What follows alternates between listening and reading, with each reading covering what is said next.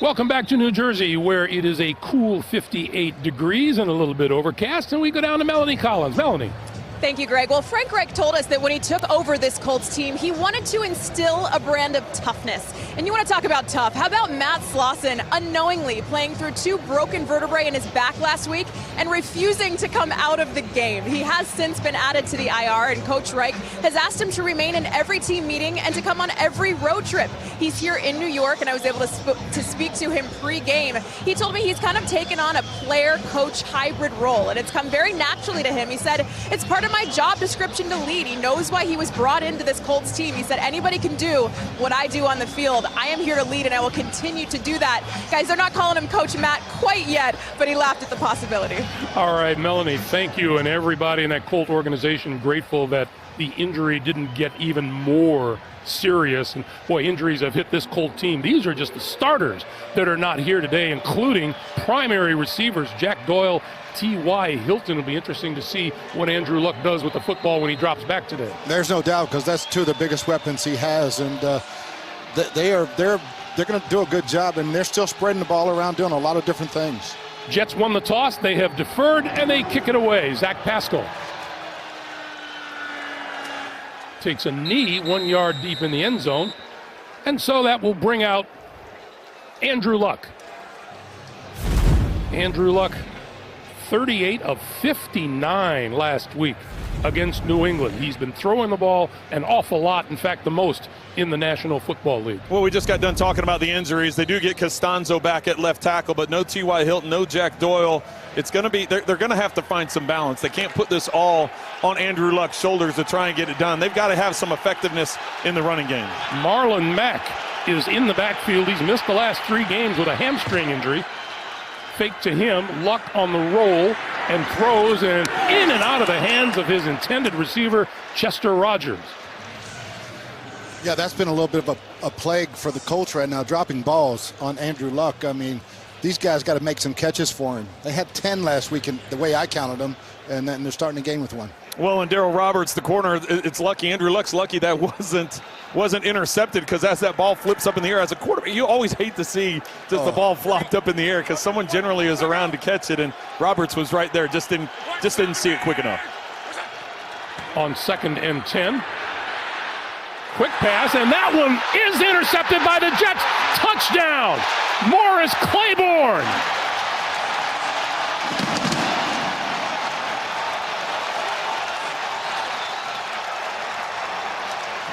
Well, I just got finished talking about it, Greg.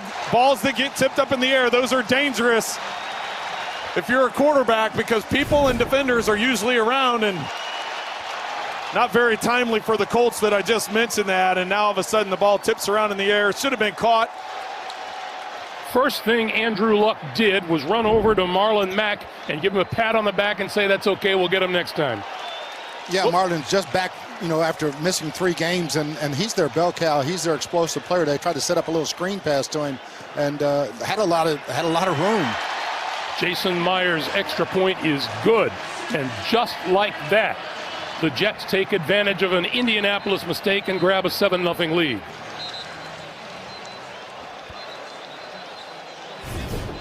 Coach just got done talking about the fact that play action, trying to set up the screen. They do an excellent job. Matt gets he sees the pressure coming, so he goes in to chip. Ball flips up in the air. Claiborne's in position. That's the one thing in talking to the Colts and Andrew Luck and Coach Reich. They didn't want to fall behind on the road again this week and have to fight their way back. But it looks like they shot themselves in the foot, and they're doing it again. Well, talking about falling behind, the Jets this year are one of the worst teams in the NFL in falling behind in the first quarter. They don't get off to very fast starts. This is exactly what Todd Bowles, Sam Darnold, this is what you want. You want to get an early lead, get your defense some momentum. It's always nice when you haven't taken the field as a quarterback and you've already got the lead the next time you go out. You see that number that the Colts have allowed 47 points on giveaways. That's second most in the National Football League entering this week number 6. And another touchback, and again, they'll try it again from their own 25. Yeah, again, with this new core of receivers, with those guys out, they're not the guys he practiced with all the time, and they're plagued with drops. I counted at least 16 drops in 2 ball games, and they started the game here with 2, and they've got to catch the ball, and they also have to run the ball a little bit.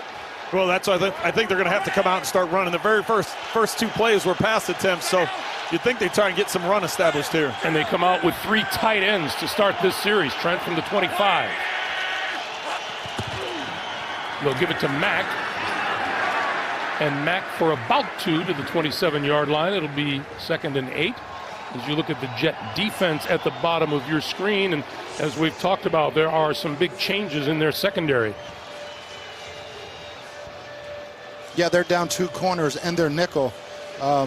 Buster Screen is their nickel back, so they've got a bunch of young players out there in the secondary. 2nd and 8. And Luck from the shotgun. Looks right, throws, and almost intercepted at the 30-yard line. Harry Nickerson was right there. Well, the 6th-round pick out of Tulane, I think he was already thinking about touchdown because there was nobody in front of him. If he's able to bring this ball in, Andrew Luck thinks that Nickerson is following the first receiver through, and Nickerson falls back onto that second receiver, and you can see he's pounding the ground. That was an easy one for him. They had that set up perfectly. That's one of the Colts' #1 plays, and he passed it off and had the pick 6 in his hands. 3rd and 8. Colts are good on converting 3rd downs. This one caught across the 40-yard line to about the 43 by Eric Ebron, number 85. Yeah, it's an amazing stat with the drop passer. The Colts are the #1 team in the National Football League on third down, and there are a lot of them from 7 to 12 that they're making. That was a big 3rd down completion on 9. Well, Todd Bowles is calling defenses today, and he dials up a blitz and goes man-to-man coverage on 3rd and long, and Ebron has matched up Jamal Adams, and Adams is asking for a little push-off at the top of that route. No flag thrown, 1st down Colts. From the 42. Luck. This side of the field, caught! And inside the 30-yard line is Mo Alley Cox, who was just moved up to the active roster yesterday.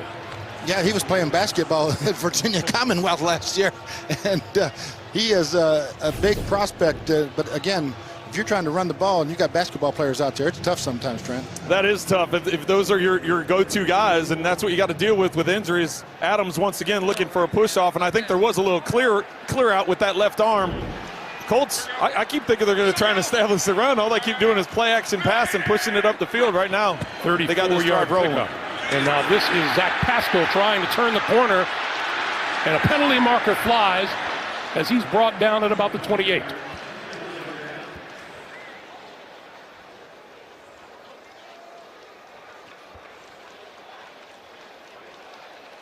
Our referee is Alex Kemp.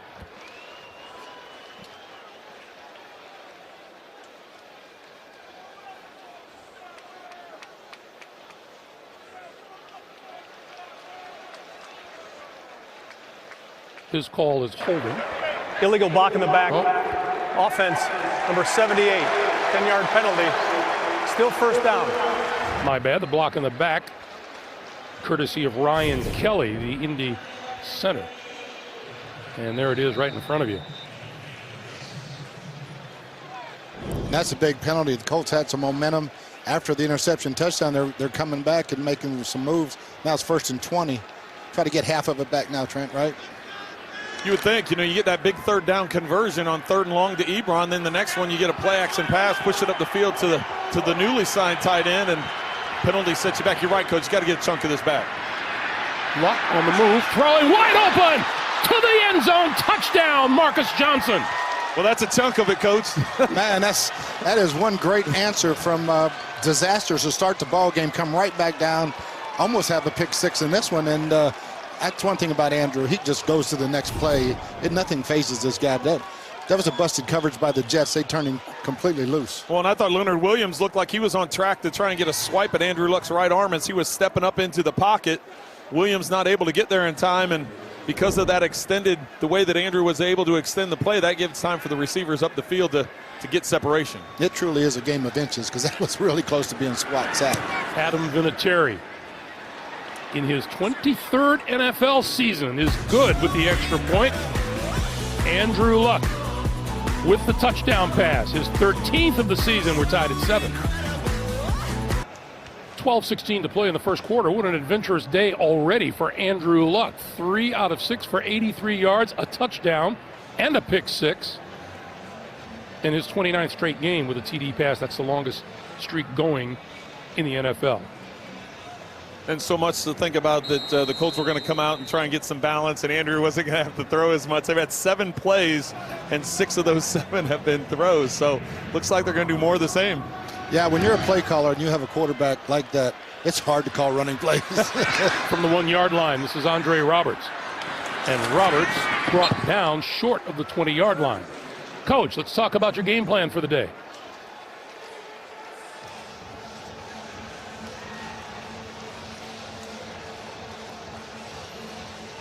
Yeah, for the Indianapolis Colts, catch the daggum ball. We saw some drops already early, and win the line of scrimmage to stop this running game.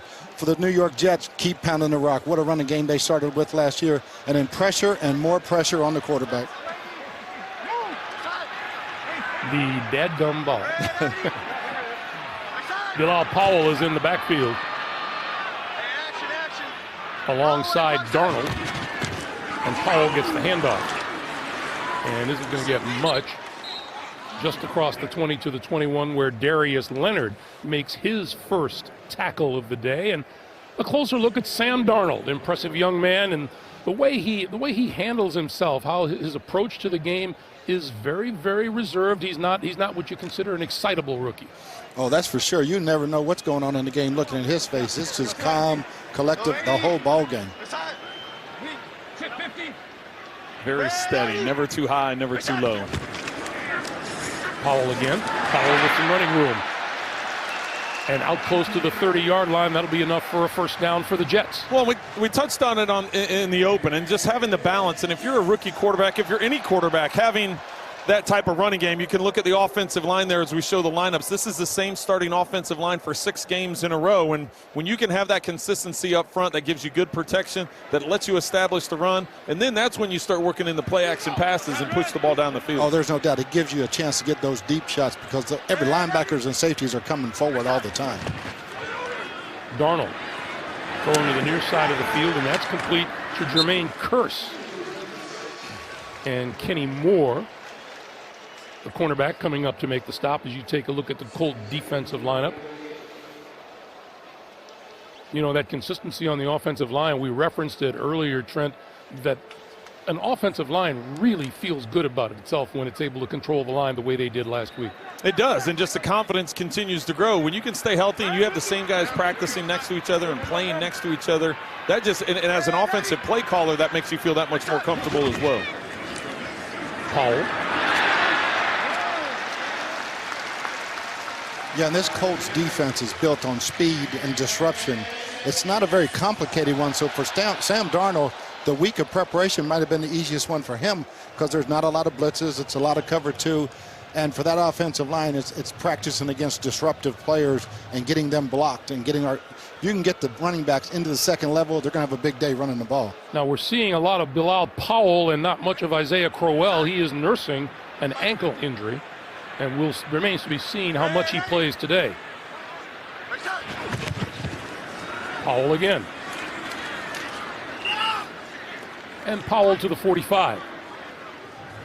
Well, we touched on the number of injuries that the Jets have on their defense, and when you talk about the Colts defense, they're missing 2 big pieces up front. Marcus Hunt and Danico Autry, 2 of their defensive linemen, 4 sacks, 2 sacks, 9 tackles for losses, 5 tackles for losses. So that's two big pieces missing along that defensive line, and that's where the Jets have been attacking, to that side of the line where those guys are being replaced. And as you see there, Isaiah Crowell has come on for his first appearance of the day in the backfield.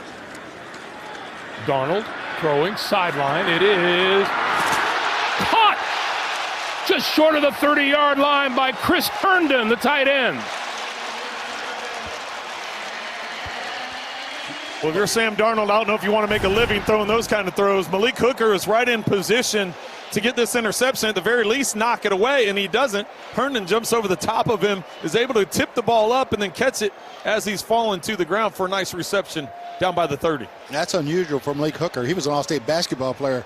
I thought he'd go up and get that one. I thought he had an interception. The Jets now at the Colt 31. The give coming across is to Quincy Enunwa. And that doesn't go very far at all. I don't think Sheard initially thought he had the ball. He handed that ball off to Enunwa, and Jabal Sheard is right there to make the tackle. He just kind of taps him with an arm and then realizes, oh, wait, he had the ball, and the rest of the defense able to rally. Yeah, that's the linebacker's job of letting him know that jet sweep motion is coming because he's got that sweep. And those young linebackers, the Colts, are very, very young at linebacker. 2nd and 9.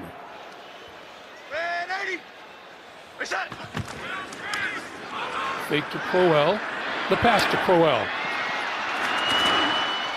Ducks inside the 25, and we get our first update of the day. Let's take it back to New York. Tannehill out, Brock Osweiler in. Yeah, he finds Nick O'Leary from 5 yards out to complete a 7-play, 54-yard drive, and Miami is up 7-0 over Chicago. And that, of course, because Tannehill is injured. But, of course, we knew that Greg Gumbel knew that. Greg. Oh, I thought JB was going to say, of course, we knew Greg Gumbel was injured, too. 3rd and 3. JB will save those jabs for the second half for you, Greg. Yeah.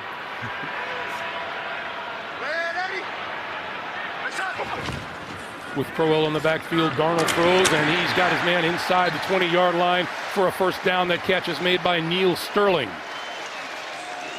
Now, in talking to the defensive coordinator, Matt Eberflus, they don't play much man-to-man at the Colts. It's all zone coverage, so I would look for Sam Darnold. If he can stay patient today and just take the underneath stuff, he's going to have a heck of a game. Well, and that's what he's shown so far, other than the one throw off the back foot up the sideline that it was a little iffy on. But most of the throws, he's been very decisive. He looks upfield, hits the check down, been keeping the positive yards, as you can see, 4 for 4 on the day. Darnold throws this side of the field, and that is complete. And making his way to about the 11 is Sterling once again. Now, however you judge the value of red zone offense, as the league judges it, the Jets are the worst. 35.7% in the red zone, with 14 trips and only 5 touchdowns to show for it. And that was a good start. And the other thing is they didn't have this running game cranked up for the last couple of weeks. You know, they either get 200 or they get like 60. Crowell. Just inside the 10-yard line. So it's 3rd and 2. Yeah, just to continue. Their run game is how they go. When they run the ball over 150 yards, they're winning. And when they're not, they're struggling because too much goes on the rookie quarterback then. See the rushing yards per game when they win and when they lose. It is a heck of a difference, and now they're looking at a 3rd and 2.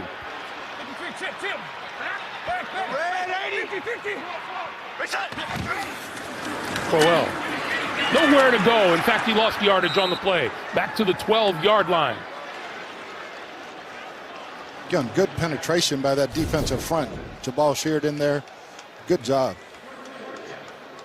Sheard takes that inside gap and gets up the field and causes it to bounce. And once it bounces, there's guys outside waiting for him. And yeah, this defense is fast. They're built on speed, and you get things bouncing to the sideline, they're going to run you down, and they're good tacklers. So Jason Myers comes on to try to give the Jets the lead once again. This one from 30 yards out, and it is perfect. Coming up on 4.5 minutes to play in the first quarter. That means that Andrew Luck will get the football again when we come back to MetLife Stadium.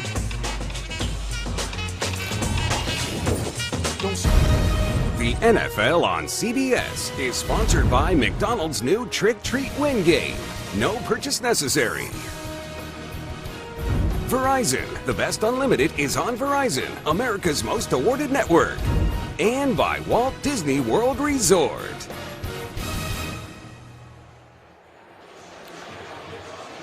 This season marking the 50-year anniversary of the Jets' Super Bowl III victory over the Baltimore Colts, and Joe Namath guaranteeing a win days prior to the game.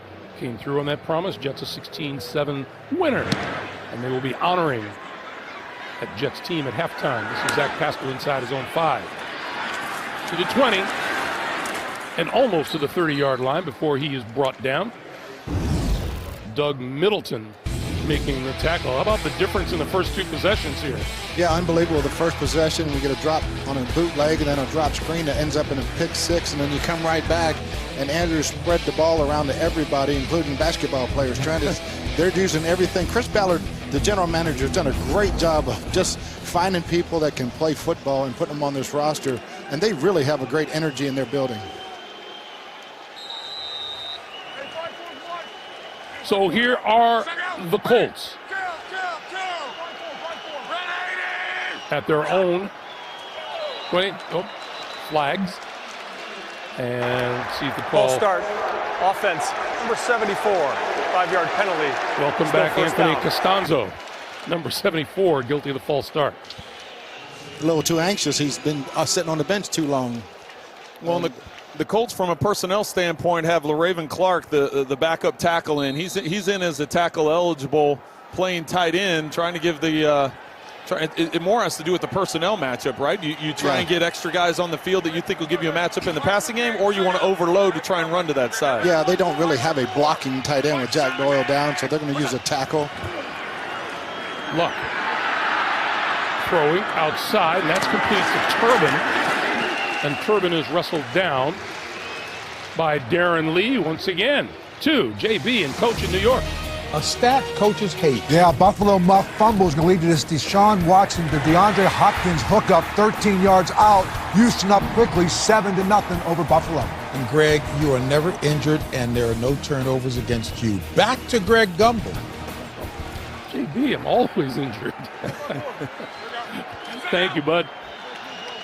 2nd and 12 as we hit the 3:50 mark here in the first quarter, and this is Marlon Mack, and this Jet defense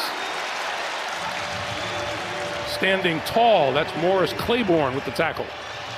On Zach Pascal, the wide receiver, number 14, he's going to be the lead blocker. He's motioning over to the right side, and see as he comes across, he's leading on the block, but he doesn't get a block. That allows Claiborne to get low, get the tackle in the backfield. That's a poor attempt at blocking. So now the Colts and Luck are looking at a 3rd and 11.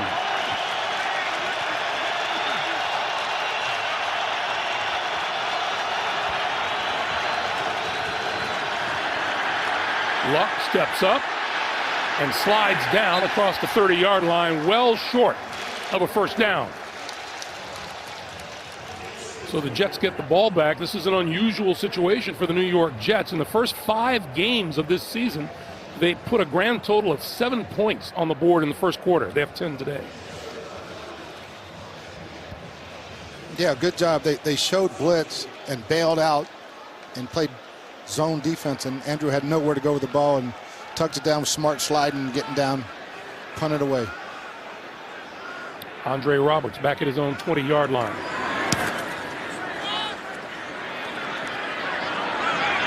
From the 21. And across the 25 and down at about the 27-yard line. With 2:20 to play in the first, Sam Darnold back to work after this. Well, families affected by Hurricane Michael urgently need support. Help the American Red Cross provide meals and shelter to these families. Donate today by going to redcross.org or text Michael to 90999 to give $10 to American Red Cross Hurricane Relief. Money well spent. 2:20 to play in the first. Crowell in the backfield behind Sam Darnold, who is 5 for 5 and 52 yards throwing the ball so far. This is Crowell left side. And there's not much running room yet. Yeah, it's hard to run wide versus the Colts. They get such good penetration by their defensive ends. And usually when you're playing a 4-3, your tight end has to block a defensive end, a big, strong defensive end. And they have that speed to run you down to the sideline. Well, and this defense is built on that. They want the guys up front getting up the field, and then it's about their linebackers. Darius Leonard is in position there. Anthony Walker, both of them in position to make that tackle. Crowell, 219 yards rushing last week, 3 carries, no yardage yet today. And he'll get a little bit of it here as he crosses the 30 out to the 33. Mike Mitchell, newly signed and starting at safety today, makes the stop. Yeah, that was a great acquisition again by Chris Ballard, general manager. Find a player like Mike Mitchell who can plug in right away because their defense isn't very complicated, but he's a very bright guy and comes right in and starts taking Matthias Farley's place, who they had to put on IR. Well, and Mitchell's had success everywhere he's been, and as you said, a vet guy that can step in and play right away. It's been a good, quick addition for the Colts. He's a heck of a tackler. It's one thing, Mike's always been a great tackler. 3rd and 4. Darnold looking left, going deep down the sideline. It is intercepted. This is Malik Hooker. And Hooker still on his feet inside the 40 to the 35-yard line. Sam Darnold made the tackle. Well, there's 2 things that go wrong with this play. Number one is it's a low snap. So as a quarterback, when you know the defense is bringing you pressure, the number one thing you want to do is you want to be able to keep your eyes up the field as much as possible because you want to get the recognition of what coverage is going to do behind that blitz pressure. And Darnold has to go low to get the ball off the turf. The second thing is he comes up and he stares down exactly where he's going to throw, and then he floats it down the sideline. Yes, he may like that matchup with Robbie Anderson going one-on-one down the sideline, but if you stare it down and then you float it, that safety in the middle of the field that's floating like Hooker was, he's going to get over there and make that catch. Yeah, safeties in college don't go middle of the field to the sideline. In the NFL, they do, especially ones like Malik Hooker. The Jets were 3rd in the NFL in giving away the football coming into this game. This is Robert Turbin, and Turbin to the 30. As we come down to the last half minute of the first quarter, which started like gangbusters for the New York Jets. Yeah, they've had trouble finishing the first quarter for whatever reason. Like you said, offensively not scoring many points. They got a great start today. Now, can their defense hold them after this turnover?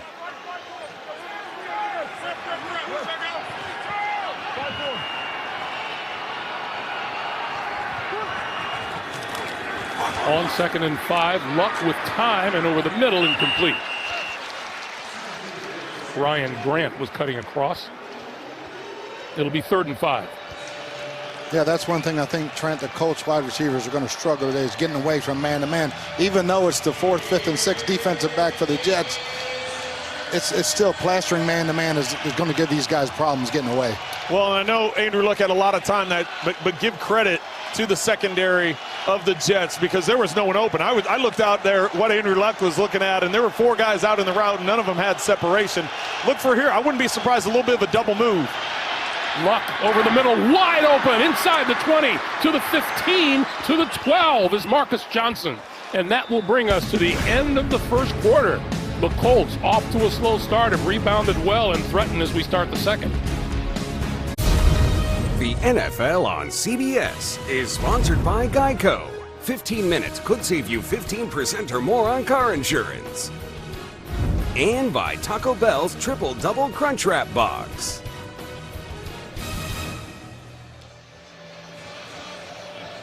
Back for the start of the second quarter, the Jets with a 10-7 lead, a precarious lead at best. As you look at the first quarter numbers. Yeah, another big 3rd down conversion on that last play.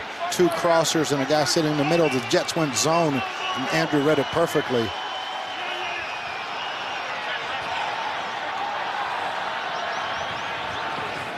A little early movement up front.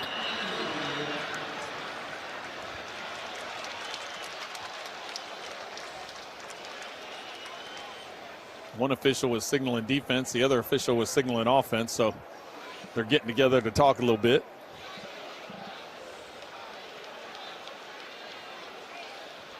I noticed Eric Ebron has not been in on this Neutral series. zone infraction. Defense. 5-yard penalty. Still 1st down.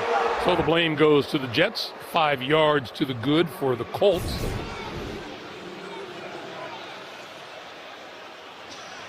Leonard Williams getting a quick jump there. Yeah, and Eric Ebron is back in. He's been the great red zone weapon for the Colts all season.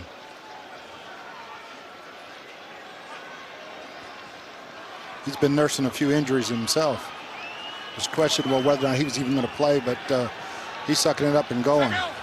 So the Colts from the 7, 5 yards for a first down, 7 yards for a touchdown. This is Mack. Mack looking for the end zone and will come up just shy at the half-yard line. Well, they overload that side with the extra tight ends and extra offensive linemen. Mack, as he spins to try and get in the end zone, you can see that ball coming down just short of the goal line. It will be first and goal, though. This one will lose yardage. Mack can't find an opening right up the middle. Steve McClendon led the charge, the nose tackle. Yeah, great job of penetration by big Steve McClendon in the middle. Just blew that play up. They basically came back, ran the same play, and he cut it back right into where all the penetration was. Well, and the Colts stayed with that big personnel. That's why they got on the line so fast. They tried catching the Jets with a quick snap, and the Jets were ready for it. As you said, Coach, getting that penetration and stopping them. On second and goal, quick snap, quick pass, going nowhere. Luck got it to Eric Ebron, and he was hit immediately. And it looks like Coach Reich is going for it. They are a gambling bunch, that's for sure. Third down. Brandon Copeland with the stop. Seen that play run a few times around the NFL, and Brandon Copeland, as you said, Greg, was all over it, recognized it, jumped and got the tackle. Quick pass over the middle, that is incomplete. In and out of the hands of Nyheim Hines, And the rookie. He's been one of the most dependable receivers that the Colts have. There's a wide open touchdown. I don't why rookies jump up in the air when the ball's going to hit him in the chest is beyond me, but he jumps up and then loses control of it. I think he almost jumped up because he knew he was going to take a hit, so he was going to try and protect the ball and protect himself, and Williamson just put a big hit on him and knocked it loose as he went to the ground. Adam Vinatieri. I love that play design, though. Do you see sneak right through the middle? From 21 yards out. And Adam Vinatieri now with 569 career field goals made. We're tied at 10.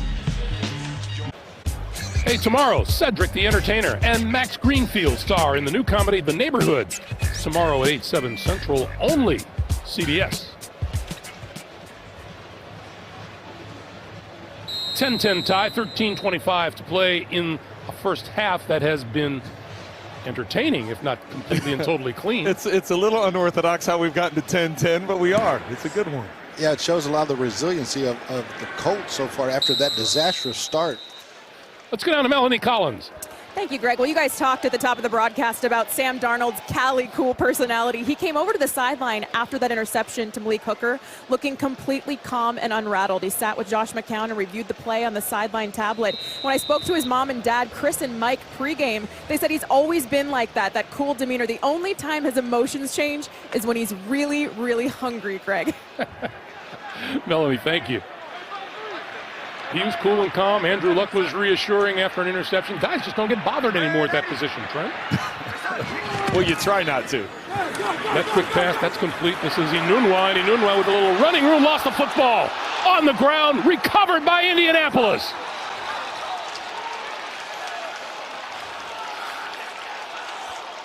Well, the Jets come out and run that quick screen, which they do to Quincy Enunwa a lot, and man, he was taken off with a big gain, and then great strips of the ball coming from behind. Al-Qadin Muhammad fell on the loose football, number 97.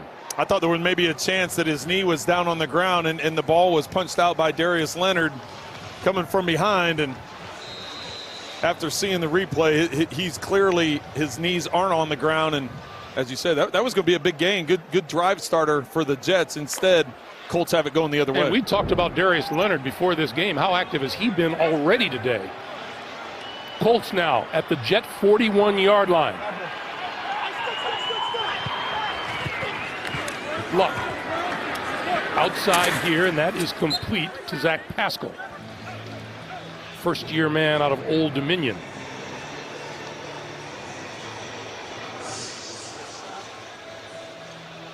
A lot of times you fumble, you find yourself sitting all by yourself on the bench, don't you?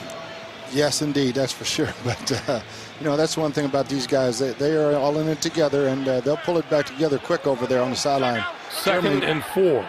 Jeremy Bates does a really good job of that offense, their offensive coordinator. Luck throwing on the money and out of bounds close to the 15-yard line is Eric Ebron. Boy, he is a handful to cover. And really, there's not separation here. This is just an incredible throw by Andrew Luck. As the pocket's collapsing around, there's no space for that ball to get in there, and he drops it right on the hip of Ebron, away from Williamson. And great trust, great trust, and that's his go-to guy. Luck to throw it again. Has time. In and out of the hands of Chester Rogers. I believe that's the second one Rogers has dropped today. Well, sometimes you can try running before securing the football, and this is the second time he's done just that. He's trying to take off and run. You see his head turn. He doesn't completely finish watching the ball into his hands to cradle it and secure it. Instead, he's starting to turn his head upfield to see where he's going to go next. This is Turbin inside the 15 to the 13. We were talking amongst ourselves, and we'd say we keep track of how often Andrew throws the football today and how much is too much. But if it's working, it's not too much. Well, yeah, it's never too much, especially with him. And the one thing about Andrew, he is so positive. Anything can happen. He's going to go up to the guy. If it was like Chester, hey, you're going to get the next one. You'll get the next one. I'm going to keep throwing it to you. That's just the way Andrew is. When I think, just to your point, I think when you're coming off a surgically repaired shoulder, I think you have to wonder where he's going to be at this point and where is he going to be in another 10 weeks down the road. But as we get to this crucial third down, Todd Bowles is calling defenses now. He has mixed up some blitzes, this time going more zone coverage. Luck for the end zone, incomplete. Back of the end zone was Ryan Grant. And that will bring on Adam Vinatieri in the field goal unit. Tipped by Ebron, short of the goal line and past Grant. Yeah, I think he was throwing that ball to Ryan Grant all the way, and Eric Ebron was going to go up and get it and tipped it away from him. Hey, Adam Vinatieri, at 23rd season in the NFL, he's a modern-day NFL wonder, isn't he? It's amazing. He played longer than half these guys been alive. That kick is good from 31 yards out, and the Colts grab the lead for the first time today with 11:24 to play in the first half. Recently, the New York Jets, in partnership with United Rentals, announced a $10,000 donation to Jamaica High School, helping fund new equipment and apparel for its football team. Jets also hosted the Jamaica High School football team here at MetLife Stadium, where the kids were thrilled by a generous donation. Welcome back, 11:24 to play, first half. The Colts with a 13-10 lead on the Jets. And Andre Roberts once again in his end zone.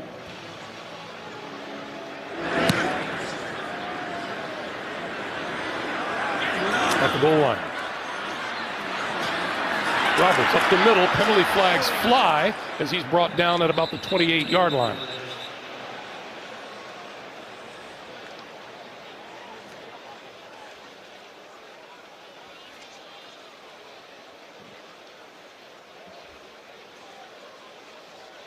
So we'll get the numbers right.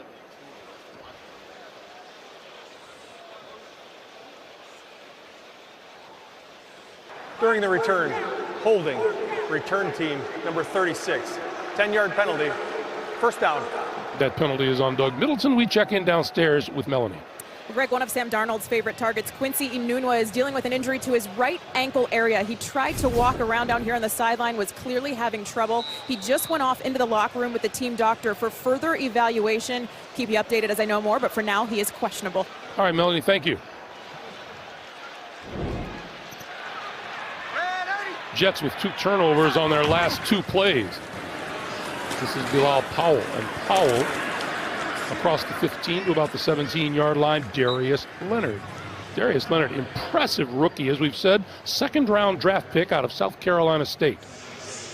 Yeah, he's got to be in the mix right now for Rookie of the Year defensively. What he's doing, it's amazing. Calling the defense as a rookie, and just the sideline presence that he has. Well, coming into today, he missed last week's game, but coming into today, he led the NFL in tackles. He was tied for first on the team with 4 sacks, and as we've seen, he's had a big impact already today. Darnold Under pressure, got rid of it. Penalty marker is down. This is tight end Eric Tomlinson. And let's check the flag.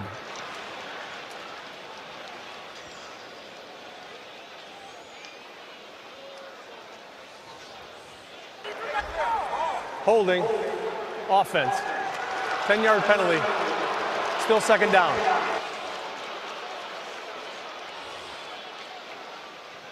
Jets trying to set up the screen and actually catch the Colts in a blitz.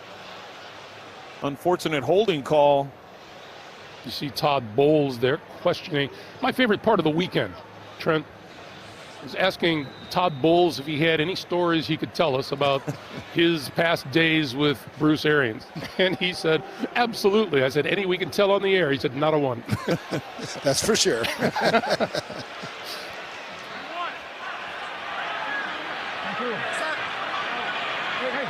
Second and 14.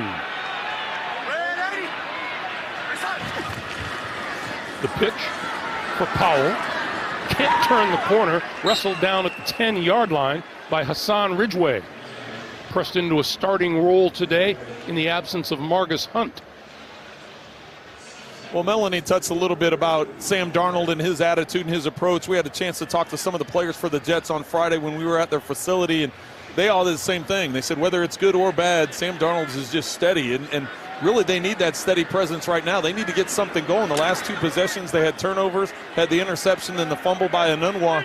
They got to get something going. I know this is third and long, but just from a momentum standpoint, they've really gone flat here the last few series. The Jets need the 23-yard line for a first down. Faking it this way, go the other way, and the quick pass is to Robbie Anderson, and Anderson going to be marked down about a yard short at the 22-yard line. Love the play call by Jeremy Bates. Don't put your quarterback in a bad situation down here in the deep backed up football. Double screen and got really one block away from breaking this for not just a first down, but a long run. Well, as much as Todd Bowles wants to go for this on 4th and 1, you're down by your own. So you can't do it. You can't do it. You want to get something going, but the smart decision is what they're doing. Punt it away. Lachlan Edwards kicking it to Chester Rogers. End over end. And it starts to roll back, and someone for the Jets has to down this football or else it'll roll all the way back to midfield. 8:39 to play, first half. The NFL on CBS is sponsored by Progressive Insurance, handing off big savings to you. Pepsi, the official soft drink of the NFL. And by FedEx, possibilities, what we deliver by delivering. Our friend Bruce Arians has ties to both sides of the field today. Todd Bowles played for Bruce at Temple, coached under him with the Cardinals. Andrew Luck's offensive coordinator and interim head coach his rookie year with the Colts, none other than Bruce. I'd say that it's a lot easier to coach when you got good people to coach, isn't it? Oh, there's no doubt about it. Todd Bowles is the smartest player I think I've ever coached in college. And Andrew, obviously, what he did as a rookie was absolutely amazing.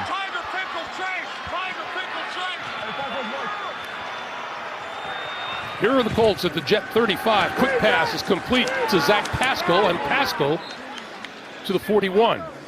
And Morris Claiborne in for the stop. Really good job by Morris Claiborne whipping that block, because if they get him blocked, that thing's going a long way. You had Todd Bowles tabbed as a head coach a long time ago. Oh, I thought I'd be working for him. I always told him, I said, when you get a head coaching job, save a spot for your old coach. And ended up the other way around, and then just so proud to see him be a head coach and the great job he's doing. 2nd and 4. This is Turbin. And that'll be about a yard shy of a first down, so it'll be 3rd and 1. This will be interesting, Trent. The Colts don't have many 3rd and 1s. Yeah. Whether they're going to run or pass. Well, and it's going to be interesting. We talked about Todd Bowles is calling the defense today. Casey Rogers, we're praying for him that everything turns out well. We don't know what's going on from a health standpoint, but this is the second game he hasn't been calling defenses. He'll find out more this week. But what is Todd Bowles going to dial up here? Is he going to bring pressure? Is he going to stack the box? Is he going to try and overload one side? And Turbin didn't get there. Looked like Jamal Adams may have led the charge from his safety position. Well, and the ball came loose. They're saying it's the Jets' ball going the other way. Another big change of emotions in this ball game. Going for thinking you got an easy 3rd and 1 and you end up with a fumble and you're playing defense. Sudden change is huge. Both these defenses have been put in situations that they got to go out and defend short fields quickly in this game. Adams with the hit, and there's the football. Adams with an excellent job of putting his forehead right on the football to knock it loose. The Jets able to recover. Coming into today, the Jets were 2nd in the NFL with 11 takeaways. They already had the 1 pick 6 to begin with. This is a little jump start that the offense need. The Jets offensively have been flat for a couple series. Some great field position here. And you see Turbin, after effect, being looked at on the sideline. Meanwhile, the Jets at the Colt 43. And this is Crowell trying to turn the corner and is out of bounds at about the 40.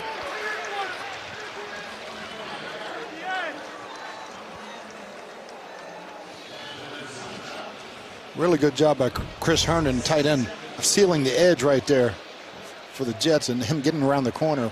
He's got great speed. You can see the first 4 drives there. 1 field goal, long drive, 13-play drive, but then interception, fumble, punt. I wouldn't be surprised. I'd like to see a play action here. You see the combo of the 2 receivers to the top of your screen. Get 1 deep, 1 short. Let Darnold try and take a shot. On 2nd and 5, the give is to Crowell. And Crowell back to the 40 and no more. Jabal sheared once again. I think the crowd agrees with you, Trent. See, I was thinking on 2nd down, go ahead, do a play action, take a shot up the field, knowing I think you're going to go for it on 4 downs. You're not going to punt from here. You're not going to kick a field goal at that distance. Then on 3rd down, you can run it, try and get half of it back and take your chances on 4th down. But that's, Coach, I'm aggressive. I'm with you, baby. I'm with you on that one. I was looking for the same thing.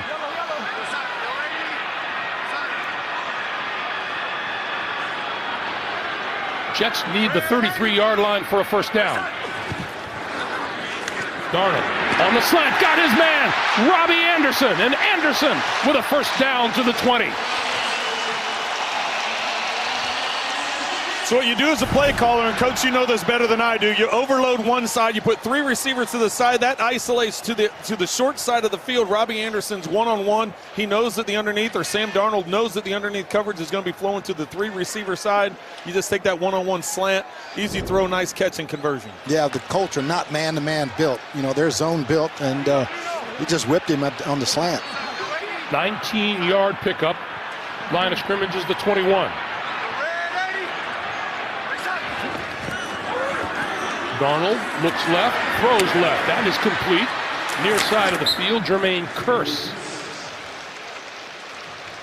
Really good job there by Sam Darnold. He wanted the touchdown. He looked downfield, and then he showed his patience, and he's maturing right in front of our eyes. Takes the short pass, gets 5 yards. Knowing because how the flow of this game has gone the last couple series, I thought he was going to try squeezing it in. Robbie Anderson had a corner route underneath. There was a safety on top. He was in trail coverage, and then the corner had sloughed off to the outside. It would have had to have been a perfect throw down to about the 5-yard line, but that shows some of the maturity that's happening with Sam Darnold in a short period of time. He took the underneath throw and kept the chains moving.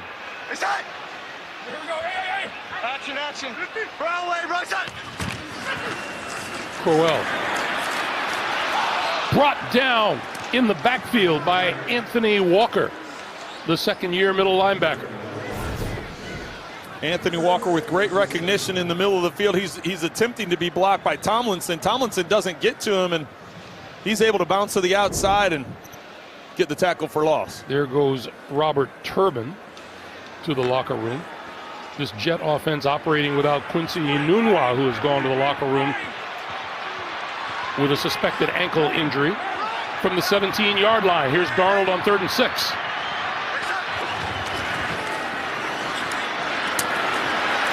This is Kearse, and Kearse out of bounds for the 1st down at the 10.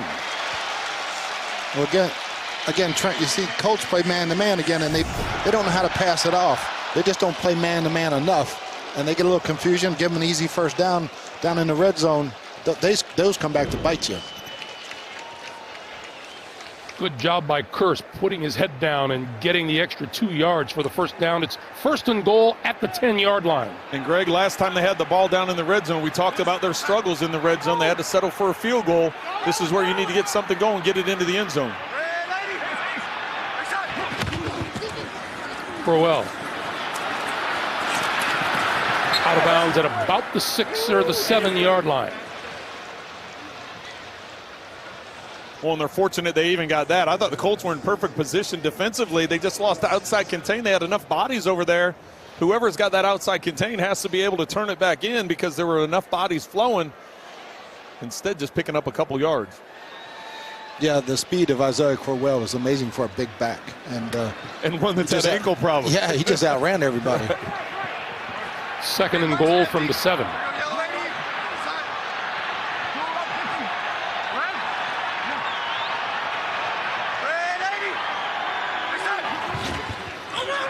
Darnold, end zone, touchdown!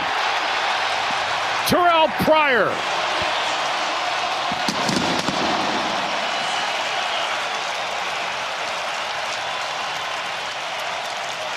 Pryor with a touchdown catch last week against Denver, his 2nd of the season right here. Yeah, he's became the red zone guy for them now. And he's a big, strong guy. Should be a heck of a player in the red zone. Good throw by Sam Darnold. Well, you can see Anthony Walker tapping himself in the chest, realizing that was his man, taking blame for that.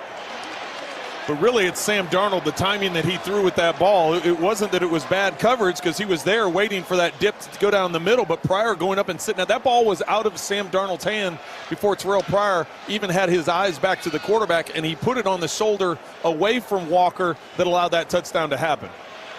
Yeah, this will be interesting now. 2 minutes and 35 seconds. These are the 2 worst teams in the NFL in 2-minute defense. The Colts are giving up 24 points, and the Jets giving up 22. See if the Colts can come back and answer right now. Myers' extra point kick is good. And with 2:35 to play in the first half, Sam Darnold, 4 out of 4 on a drive for 38 yards. And a 17-13 Jets lead. A reminder, the Verizon Halftime Report upcoming. JB, Phil, Nate, Boomer, Coach Cowher, scores and highlights from New York, all coming up on the Verizon Halftime Report.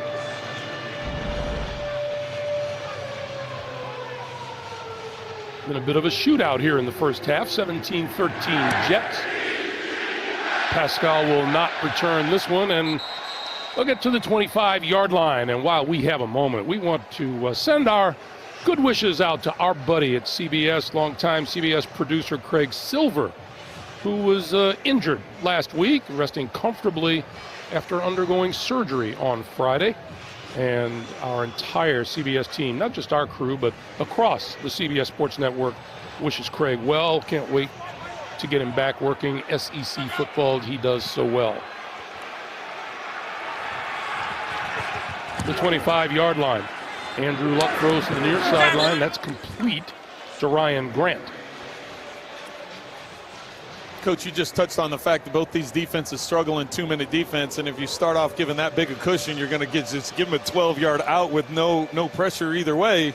They'll take that all day long and move right down the field. Yeah, I would be surprised if one more completion, if it's not Blitz City the rest of the way on this drive. Right. Well, certainly Andrew Luck's not going to stop throwing the football in this last 2:12, 2:10. With time, over the middle, intercepted! Picked off by Avery Williamson. Williamson to the 30. And down at about the 22-yard line.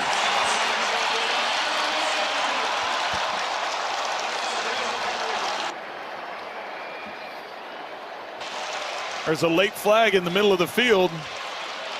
It appeared to come in after the interception happened.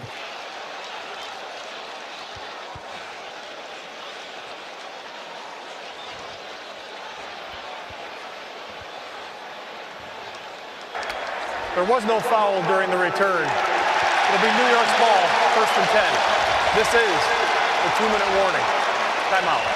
The 2-minute warning comes with 1:54 and a change in momentum as the Jets look to put more points on the board. before halftime. The NFL on CBS is sponsored by The Home Depot. More saving, more doing. And by KFC. It's finger licking good.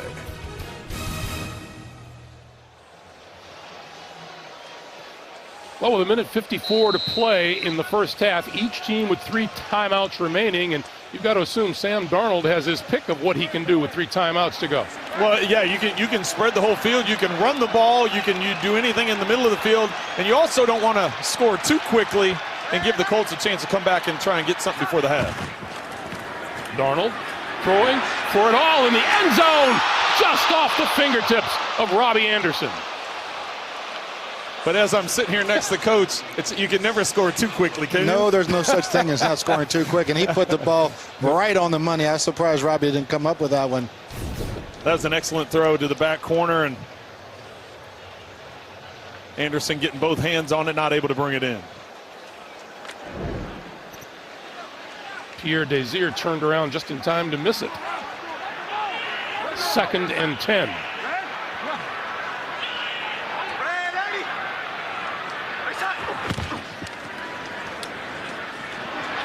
Darnold threw it away under pressure.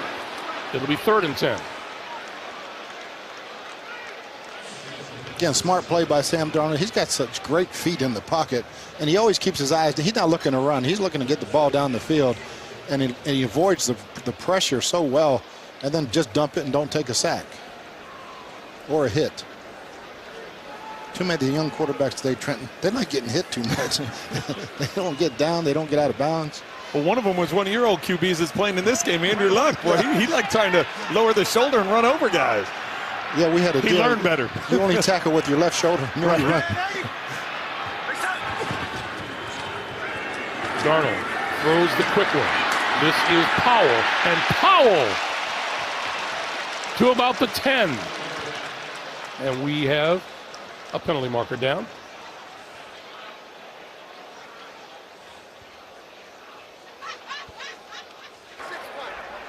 Ineligible downfield. Offense, number 61. 5-yard penalty.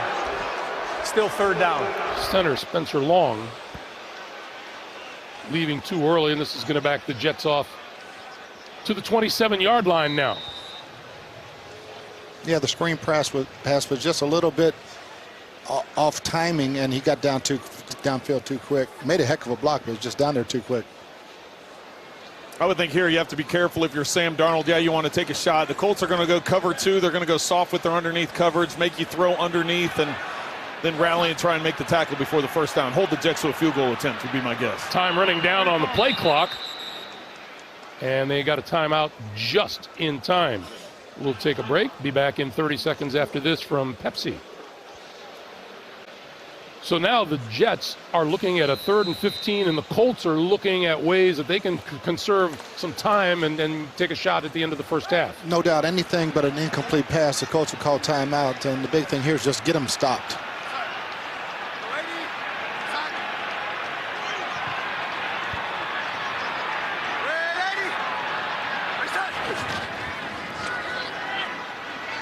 Darnold up the middle, and then he's going to be brought down at the 30-yard line. Jihad Ward making the stop.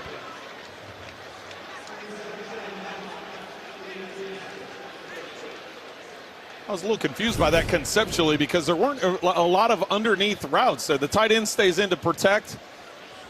There's one sit-down route in the middle of the field, but everybody else was going up the field. I was thinking they were just going to try and get their ball out of their hands quickly, make sure it's a completed pass, try and rally and push it up the field. And instead, they tried they tried getting it up the field throw with a zone that's going to drop that deep in coverage. There's really nowhere for Darnold to go. As good a wide receiver screen team, that's what I would have thought. Now with Quincy and Newman hurt, right? That's the guy they usually throw him to. And they get big chunks, especially when you know somebody's going to play soft zone. That's the great time for the wide receiver screen. Even Robbie Anderson, the guy was 12 yards off, just throw him a little hitch and, with his speed, try and get it. But instead they 38-yard field goal attempt? And this was Myers, who was pulling the ball to the left in warm-ups. This one, though, is right down the middle. So 3 more on the board. With 1:25 to play, Jets lead at 20-13, and we're back in half a minute right after this. To the last timeout taken by the Indianapolis Colts, each team with 2 timeouts remaining, and the Colts 3 turnovers in the first half for the first time in 3 years. Yeah, and a lot of them were balls that were perfectly thrown. I think all of them. But they just got to catch the football for Andrew. And again, this is a lot of time, 2 timeouts. They can go down. The Jets have had trouble all year stopping opponents. They did a great job of getting the turnover the last time. But again, get off the field here before the half. Plenty of time, though, Coach, with those 2 timeouts. Oh, all day. Zach Pascal will not run this one out of the end zone. A reminder once again, with bated breath, they await in the NFL Today studio the Verizon Halftime Report. JB, Phil, Nate, Coach, and Boomer for all the latest scores and highlights, all coming up on the Verizon Halftime Report. Let's check in with Melanie. Thank you, Riggle. Just an injury update to running back Robert Turbin. He was in a ton of pain when he came off the field. He could barely stand up off the bench, and they walked him into the locker room for further evaluation. It's a shoulder injury. His return is questionable. All right, Melanie, thank you. Turbin did appear to be in some pain. So here is Andrew Luck now. With time.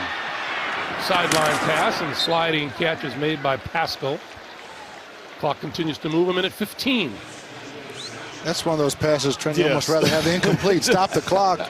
Don't catch it. Don't throw for 2 yards. Yeah, that wasn't a smart choice by Andrew Luck. Just throw it over his head. Keep the time. The time's more important than the 1-yard gain. On 2nd and 8, Luck down the middle of the field and just overthrew his intended receiver, Marcus Johnson. 3rd and 8. And you don't see him miss those too often. He had a chance. If he flattens that throw off and brings him across the field, Claiborne is stacked up behind him. See him deep. If he flattens it more towards the middle of the field and allows him to run to the ball, Johnson had a chance to get a big gain. Claiborne's had a heck of a half. He's the one that got that tip earlier. They got the pick 6. And then on the last play, he's the one that got his hand in there and knocked the ball loose so that they could get the interception on the last one as the Colts try and pick up a 3rd down here. Luck, 10 of 19, throwing the ball so far today. Over the middle, incomplete.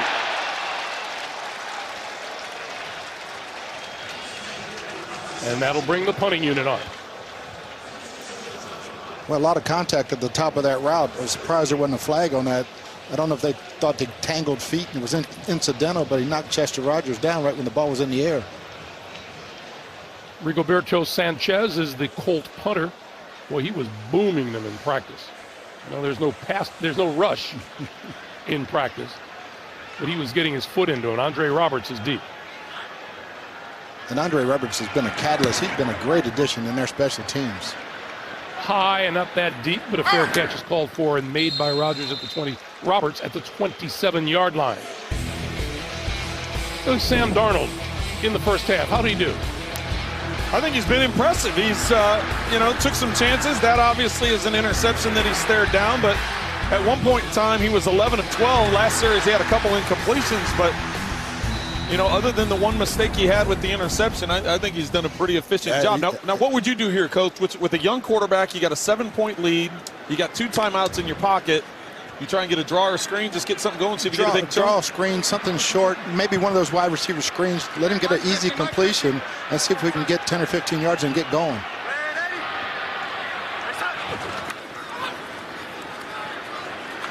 That pass is complete across the 30, and Pryor brought down. Clock continues to move. Half minute to play.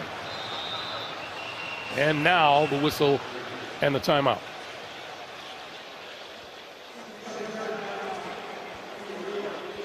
I always loved it in those situations. Get a draw or screen or something like that just to see, if you get a 10, 15-yard chunk, then, yeah, let's go on the ball and keep it going. If not, you can, like here, they're calling timeout just to give it another shot. But yeah, it was good. Let the clock run. He was looking downfield, did a good job. Now, he almost laid it up there a little too high, but good thing Terrell Pryor's so tall. He jumped up and gets it.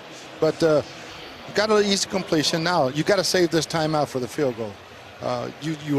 You can still use the middle of the field, 15 or 20 yards, and get a kill. Yep. Run down and stop the clock.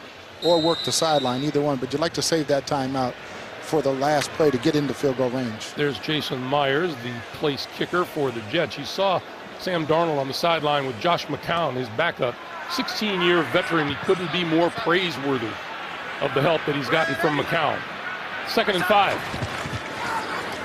Darnold over the middle. It's caught by Pryor to the 45 of the Colts. They'll try to get up and spike the ball and stop the clock. Nope, they'll call the timeout.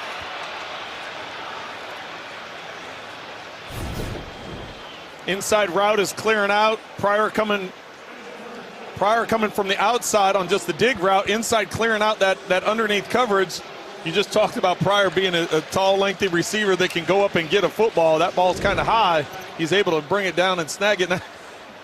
Quite honest with you, Coach, that's the fastest I've seen Todd Bowles run in a long time. He lost a lot of weight so he can do that, but he was running down the sideline trying to get that timeout. I would still probably have tried to stop the clock with a spike just to save this timeout for the next play, because now there's 22 seconds. If you gain 15 yards, you're going to be really on the field of play. You're going to be really close to being able to spike the ball and stop the clock for the field goal. You're not limited to the sideline. You can still go down the field, and you probably need a good 12 yards for a solid field goal attempt.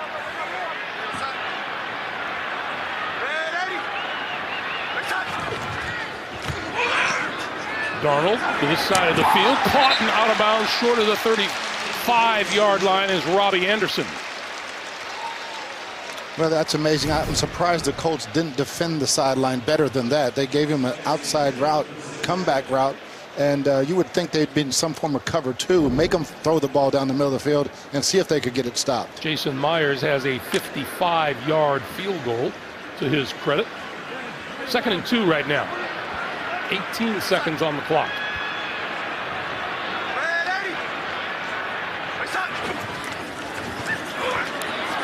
Darnold with time down the middle of the field, wide open. Inside the 15, Jermaine Kearse. Now they've got to stop the clock. 5 seconds, 4, 3. And with 3 seconds on the clock, the field goal unit will come on. That's good work. That was well coached. You know, they were in their alert down timeout, long throw down the middle. Every player from the Jets came running on. So they had already called it in the huddle. What's going to happen on the next play? And really good job by offensive coordinator Jeremy Bates of having his team prepared for that situation. Well, and you could see the offensive line. As soon as they saw it was a complete, they went in a full sprint to give them time to set up this field goal. 32 yards, excuse me. And the kick is on its way, and it is good. Time expires here in the first half. 3 more on the board for the New York Jets.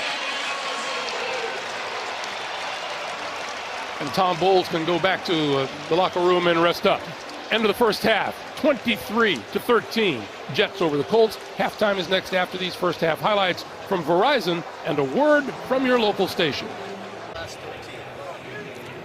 Want more stats? Hey Siri, who leads the league in passing yards?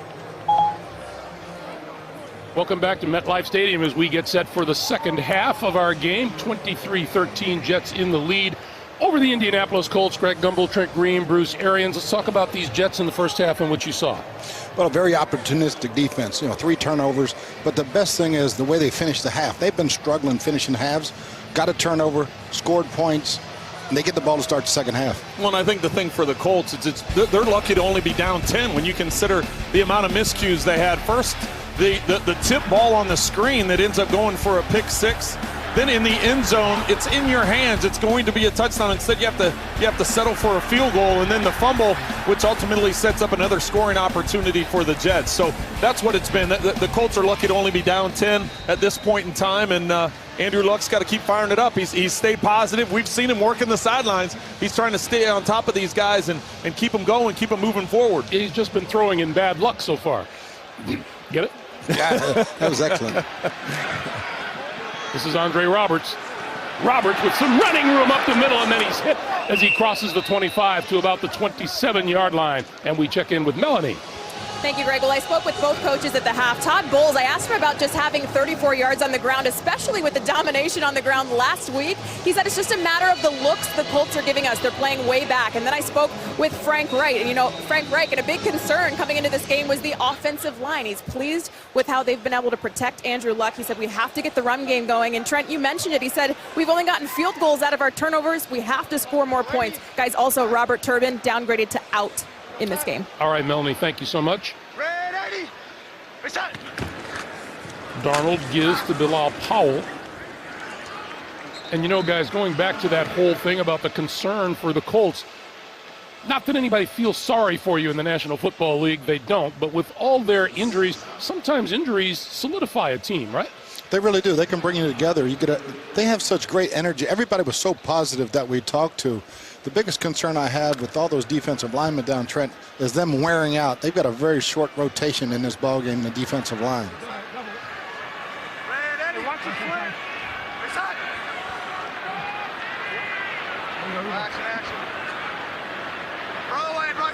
On 2nd and 6, quick pass to the outside. This is Jermaine Kearse, and Kearse is run out of bounds. As you take a look at the numbers from the first half, we wondered how much would be too much for Andrew Luck. He put the ball in the air 20 times. Well, and what I've been impressed with is on the other sideline, Sam Darnold. The rookie comes in here and a lot of pressure on him when you consider what's been going on the whole season. Last week, over 300 yards rushing by this Jets team. So you knew the Colts were going to focus in on stopping the run. So how is Sam Darnold going to handle that pressure? Other than the one errant throw up the sideline where he stared it down, he's played very well today. Yeah, and this is a big series. First 5 minutes of the third quarter is huge, and that's a big completion. Over the middle, Terrell Pryor for a first down.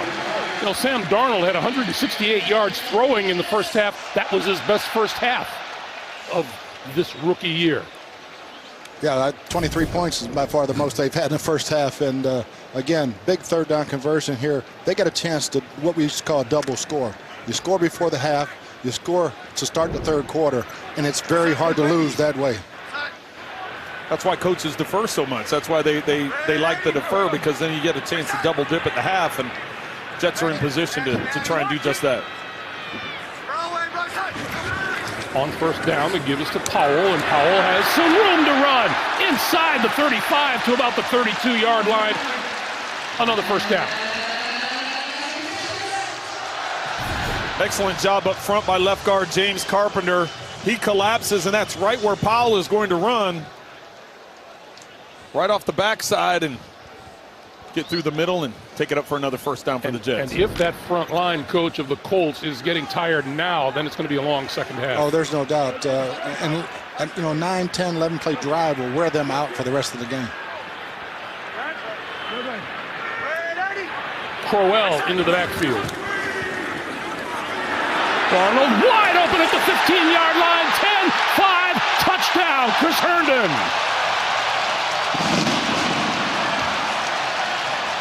Well, another great design play by Jeremy Bates, offensive coordinator. They throw so many wide receiver screens. They fake the screen and send two guys deep, one down the middle, one down the sideline. Sam Darnold's great with his eyes. Easy touchdown pass. Well, and really he had either player. I was thinking he was passing up on Leggett that was running down the seam, and he ends up going to the outside. He had either guy, only one defender out there. You got to pick one of them, and Darnold with an accurate throw. Good start to the second half for the Jets.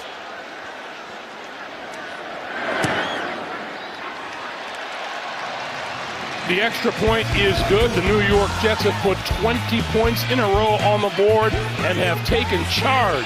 12:03 to play in the third. The quick story for the Jets, 5-play, 72-yard drive in under 3 minutes. We've been talking about how many times Andrew Luck puts the ball up. He's 10 of 20. Sam Darnold is 18 of 22 for 219 yards.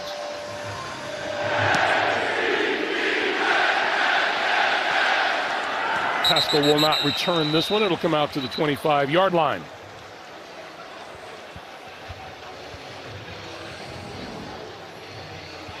That's what the Colts did in the first half. Way too many turnovers. A lot of inconsistency and a lot of turnovers, and That first one hurt, the pick six that bounced off the hands of the receiver, Mack, on the screen attempt. So we talked about coming into this game, the balance that the Colts were going to have to get to take some pressure off of Andrew Luck. Well, that's out the window now.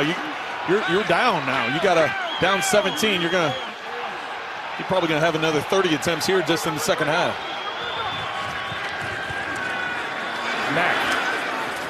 Mack breaking through. And on the sideline, steps out of bounds just short of the 40-yard line. That's a first down for the Colts. But the Colts have so much resiliency and coming back all year. They've had great second halves being down by 21 and bouncing back. And the one thing you can count on, Andrew Luck's going to keep positive. And right before the half, he's patting everybody on the back. Hey, let's go, let's go. And they will not quit, that's for sure. They'll be firing it up. Well, and I think that's the thing you're going to see out of Todd Bowles. I don't think he's just going to all of a sudden go everything soft, prevent defense. He's going to continue to mix up pressure, continue to mix up coverages and blitz packages. Luck throwing it out to this near side, and that's Hines out of the backfield. And he is out close to midfield, and another first down. Yeah, he's an interesting player. He leads all rookies in receiving. I think he had 29 coming in the game. And he's an explosive player. That I think you'll see more of him in this half, getting matched up on linebackers. Well, they're so thin. The fact there's no T.Y. Hilton, there's no Jack Doyle, it's what weapons do you have? And you said Hines not only leads all rookies, he leads all Colts in receptions coming into this game, so he'll get more involved. They'll give it to Pascal going the other way, and Pascal bumped out of bounds hard at about the 42-yard line. That's 2 yards short of a first down. Marcus May making the hit. Well, the Jets have the cornerstone of their defense. The two young safeties and Leonard Williams, they are outstanding players. Physical, good tacklers, extremely bright players.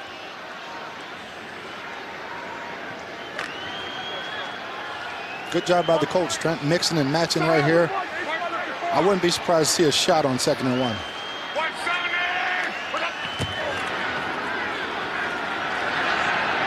Luck throwing, penalty marker is down as the pass is complete to Marlon Mack.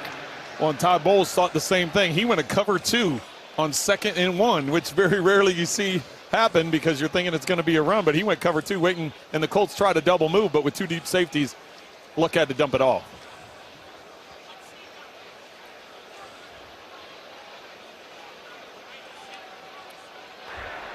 Illegal motion, offense, 5-yard penalty, still 2nd down. Let me ask you about that, about Todd Bowles calling the defense. Is it that much tougher to double up on your duties as a head coach and a coordinator? No, he's so used to it. He did it his first couple of years and then handed it over to Casey Rogers, and it's old hat for him. He has a big hand in the game plan anyway.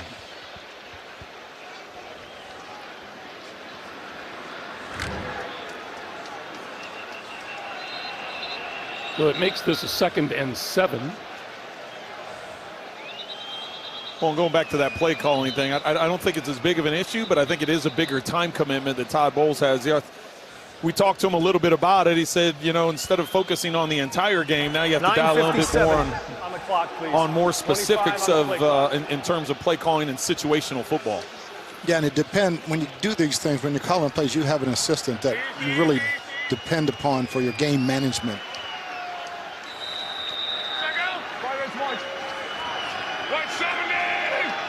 So on 2nd and 7, this is Mack, and Mack breaking through. Down the left side and out of bounds inside the 25. He'll be marked out at the 22-yard line. So Marlon Mack has broken off a couple of nice runs early here in the second half. Yeah, he's a speedster. He can crack it. And again, outruns the linebacker, good stiff arm, extra yardage. They've missed him in their offense. He hasn't played the last 3 games because of that hamstring injury. His much-needed burst, getting him in the backfield. And I like how they're continuing to mix it up on this drive. They've thrown a screen, they've thrown a reverse with a quick around to the outside. They've hit a quick swing out of the backfield, a draw. And now this is Hines. And Hines hit just inside the 20 at the 18-yard line. Yeah, they're getting really good push off that left side. Anthony Costanzo back in there and doing a real good job of just pushing it, mushing them They look ugly, but there's 5 yards. It's 2nd and 5. 51 rushing yards on this drive for the Colts. They totaled 21 on the ground total in the first half.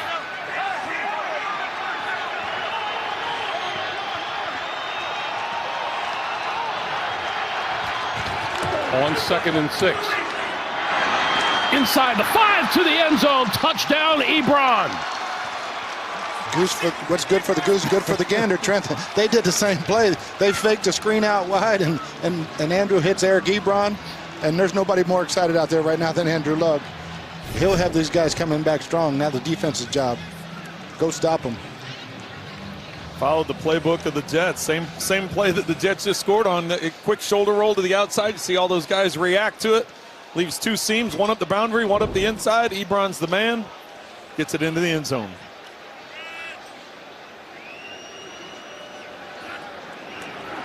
Vinatieri's kick is good.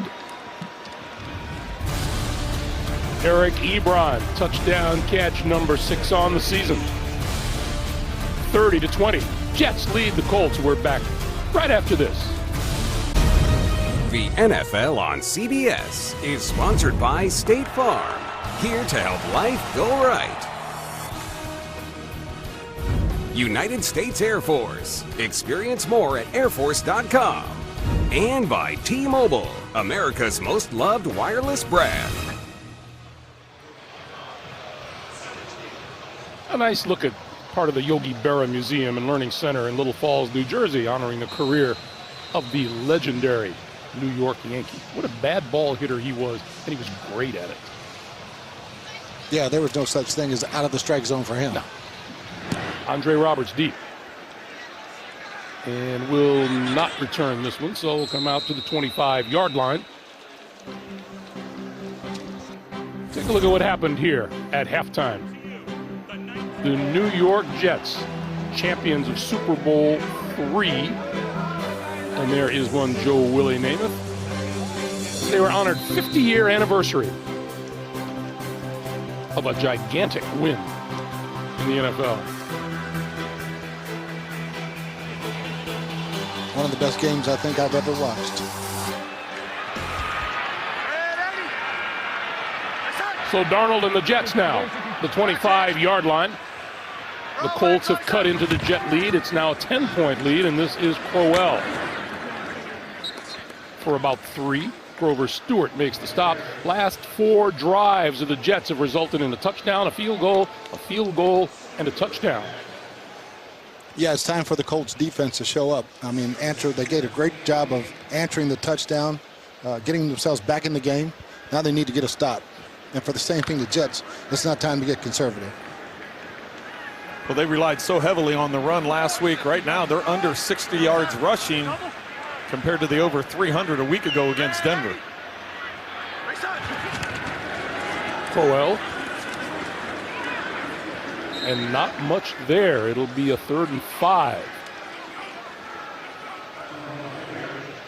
Great job again by the Colts front penetration. And again, we talked about the Jets. When they rush the ball for 150 yards, they win. They're doing it a little bit better today because they're getting so many turnovers in short fields. But what a performance, what an outing a week ago against these Denver Broncos. Those Denver Broncos, yeah, 323 on the ground. You don't see that very often. Here's the 3rd and 5.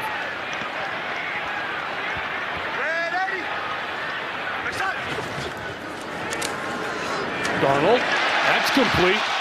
Jermaine Kearse out to the 48-yard line and a first down. That just looks like something that Darnold has been taking most of the day. Well, on the Colts side time, they don't do a lot of man-to-man coverage, but on 3rd and 5, they go to man-to-man, and that switch release, I don't understand why teams don't. It almost needs to be like a zone man principle. The guy that comes that way, you got. The guy that comes this way, I've got. Instead, they glue to him, they stick to him, and they try following and gets that separation. Yeah, you're playing outside technique, and you get beat back inside, and you don't have any help. 19-yard pickup gives them the first down close to midfield. Darnold with lots of time. Now on the move, looking, and going to keep it, and out of bounds just short of the Colt 45-yard line. Let's check in with Melanie. Greg, you guys talked about the celebration of that Super Bowl III team. I talked to the quarterback of that team earlier, Joe Namath, about Sam Darnold. He said he has everything you'd want in a franchise quarterback. He's authentic, he's a great leader, highly intelligent, and the future of this franchise is bright with him. I asked if he had any advice for Sam Darnold. He said, no way. He's getting more than enough advice. Melanie, thank you.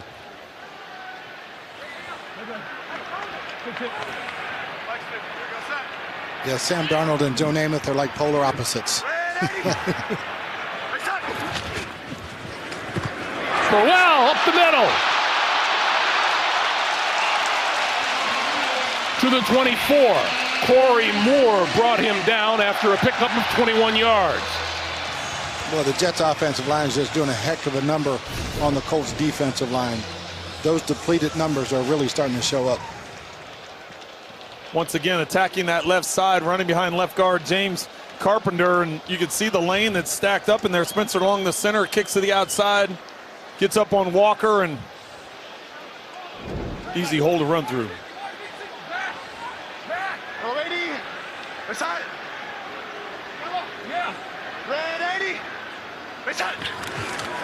They'll keep it on the ground with Crowell, and Crowell just inside the 25 to the 24-yard line.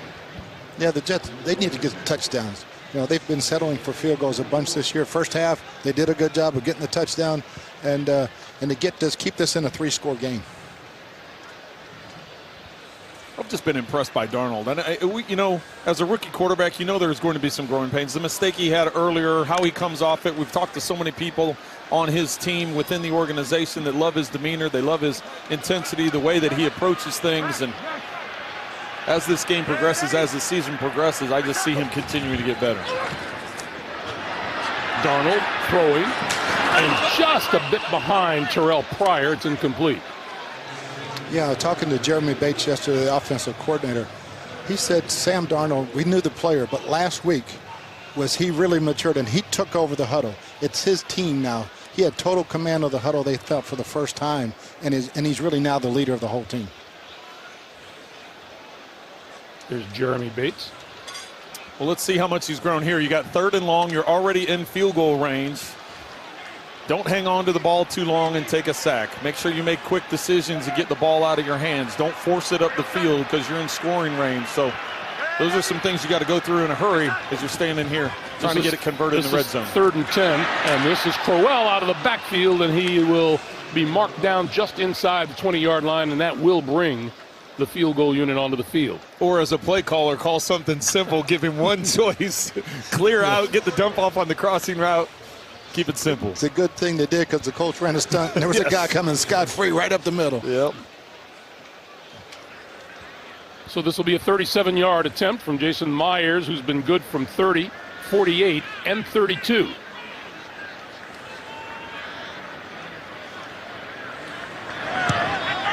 And it is good. 3:53 to play in the third. The Jets come back with 3 of their own, 33-20. Home team. 3:53 to play here in the third quarter, and Todd Bowles and his Jets put 3 more on the board. 56-yard drive. Capped by the Myers field goal, his 4th of the day. That's the most by a Jets kicker since Nick Folk kicked 5 back in the 2014 season. Well, good job by the Colts defense holding them to just a field goal because this is still a 2-possession game. Colts go down and get a touchdown. You're talking a 6-point game. This thing's going to be fired up going into the 4th quarter. Just a reminder for you, Saturday, the best game from the best conference. Number 1 Alabama tries to remain undefeated. They will take on Tennessee. The day kicks off with college football today at 3 Eastern time on CBS.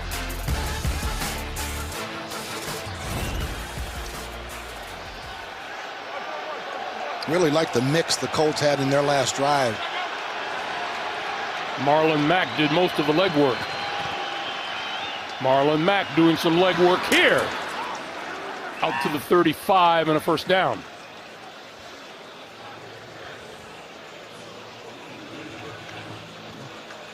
Colts going a little up-tempo, which Coach Frank Reich talked about yesterday.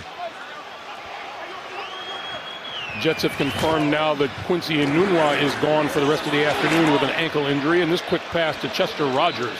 And that's close to another first down, but we have a penalty marker.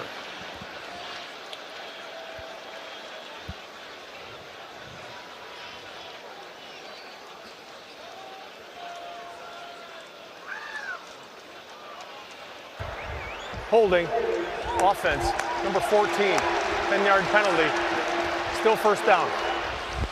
Zach Pascal was pleading his case almost as soon as the flag hit the turf. Yeah, just poor technique. He's got a guy right in front of him, kind of grabs him and spins him around, and that's another 10-yard gain. Now you're facing first and 20. Now that was about the easiest block on the play. He's in the slot, number 14. You see him come up, and he just reaches his hands around the shoulder pads and spins him. And tough after a 9-yard gain getting that called back. Luck throwing wide open, complete Chester Rogers, and Rogers to about the 48-yard line and a first down. Luck now 12 of 22 throwing the ball. Again, great job, Andrew Luck, getting the big play, and here they go. They're playing fast. Well, it's amazing how they do it every week. Well, Coach, the thing is, he's not fazed by the pressure. He was about to get hit right as he made that throw. That's impressive to be able to stand in and make that throw happen. This is Hines, the rookie out of North Carolina State. So they're continuing that good mix, Coach. Oh, there's no doubt, and it's well documented. And Andrew's probably too good. He's too tough for his own good sometimes, and but he will stand until the last second. They got a good mix going now. Well, he was always that way, but then you miss as many games as he has over the last couple years, and you wonder if his mindset will be different as he takes off and run. You know his mindset's not different. No, he only knows how to play one way, and that's full speed and positively. You know, this is something that people know about Andrew Luck. It's just his personality, and he's a genuine good guy. And we were talking with Leonard Williams about how upsetting it can be at times that you hit him hard, you put him down, and he'll say, "Good tackle, nice job." Nice hit, dude. Hey, good job. Yeah. Good job. Good clean hit. You quite don't know how to take that. Right. On first down, quick pass, dropped by Pascal. Well, and that's supposed to be a run, and I think Luck recognizes the pressure coming off the left outside slot. He says, you know what, if you're going to overload to where run's going, I'm just going to throw the slant right off your back shoulder. Just not able. Pascal's not able to make the catch. That would have been another 10-yard gain, if not more. Looked like that ball might have been tipped on the way to Pascal. We'll give him the benefit of the doubt, but I'm not giving him the benefit. No, they've been spending so much time extra on catching the ball because of so many drops. Sometimes it just gets in your head.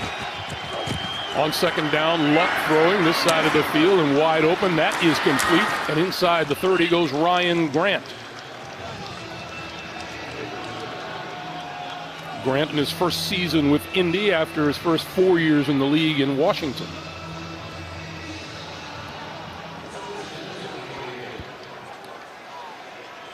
So Luck has them in and out of the huddle in a hurry these days.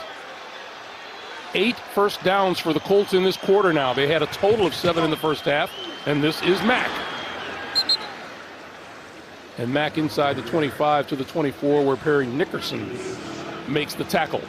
It's important for the Colts to answer each drive, at each Jets drive with a score of their own right now. 3's okay. You'd like to have 7, but 3's okay to get it back to 10. Straight ahead and still going to the 15 is Mack. Well, he's an impressive runner. Well, again, really good job by the front of the Indianapolis Colts, but the Jets look a little tired right now on defense. Well, we've talked about the fact that here we are, the 6th game. The Colts have had 5 different starting lineups by their offensive line, and right now with the game on the line, they're doing a good job up front. Mack to about the 12. I was going to say, and there's a flag. That looks like a face mask all the way up here, yeah.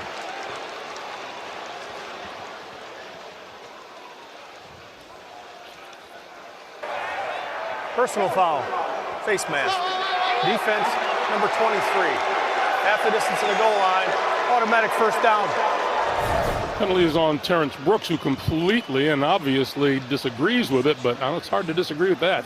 Yeah, the guy's head snaps back. You don't have to hold on to it.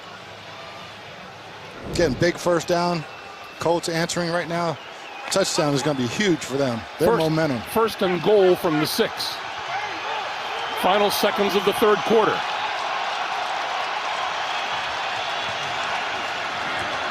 Luck to the end zone, incomplete.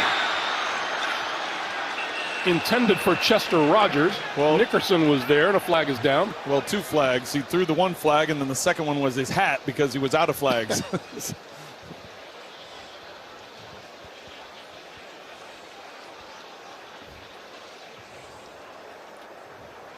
So this penalty call will be the final call of this third quarter.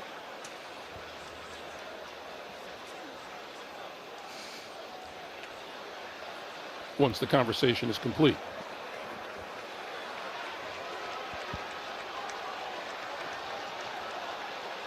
And it's quite a conversation.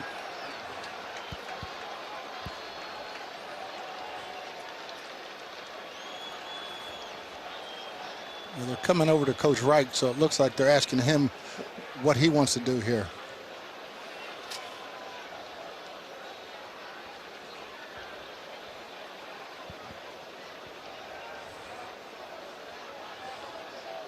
Well, looks like they're going to have an untimed down. I think they're asking There were which 2 end of fouls the on the field play, they wanted to do both it. by the defense.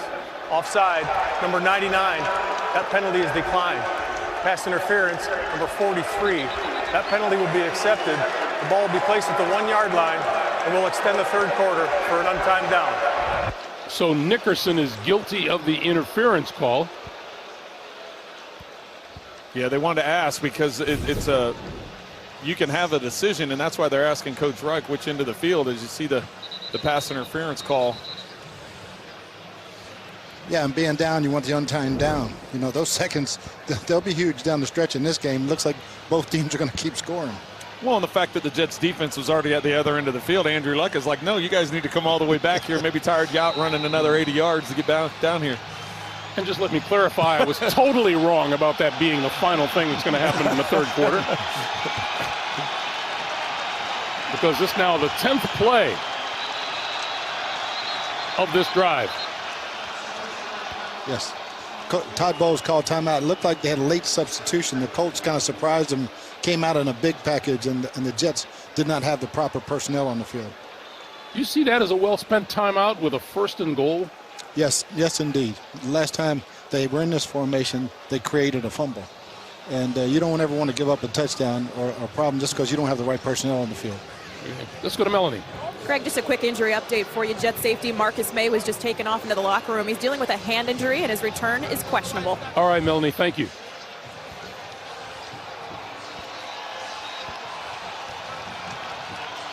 So the Jets use their first timeout of this second half, and here are the Colts first and goal at the 1. And movement up front. And it's going to back the Colts up. False start, offense, number 72. 5-yard penalty, still first down. I know it's loud, but Andrew Luck didn't even have his hands under center yet, and I think when they jumped off sides. And you just got to have poise down here. You know there's going to be crowd noise. You know, we have spent an awful lot of time at this end of the field with no time on the clock, haven't we? Yeah. First and goal from the 6. Luck throws. Mack into the air and out of bounds at about the 2. And now we'll change ends of the field. 33-20, Jets after 3. Our producer, Ken Mack, our director, Suzanne Smith, Greg Gumbel, Trent Green, Bruce Arians, Melanie Collins as we start the fourth quarter. Second and goal for the Indianapolis Colts, who trail by 13.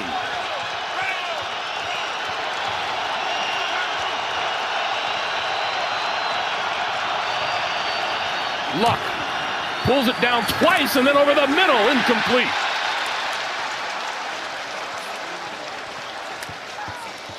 Jets go to man-to-man coverage. Looks like Luck wanted to get Pascal on the slant in the slot. They're in the bunch formation. They had separation. That's what he double pumped on. I think he had thought twice about taking up the middle himself on that one. Mo Alley Cox is intended receiver, third and goal. Looks like man-to-man again. Luck throwing. Touchdown. Back of the end zone. Eric Swope.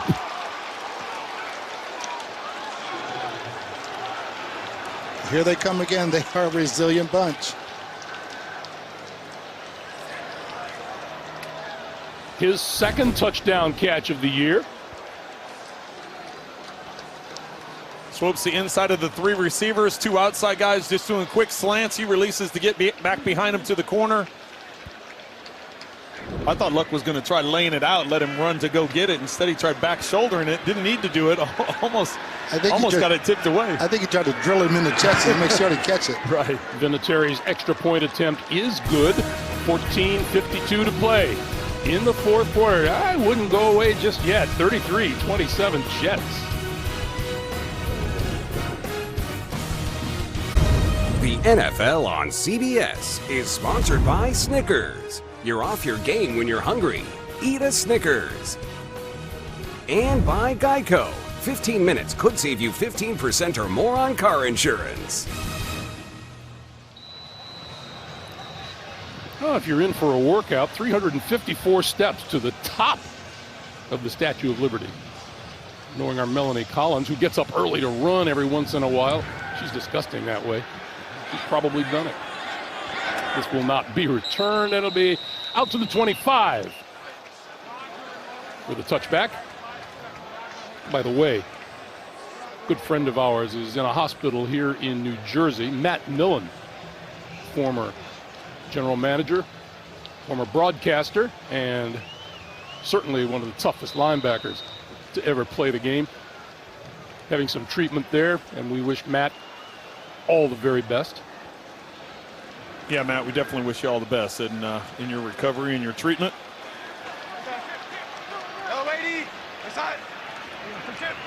From the 25-yard line.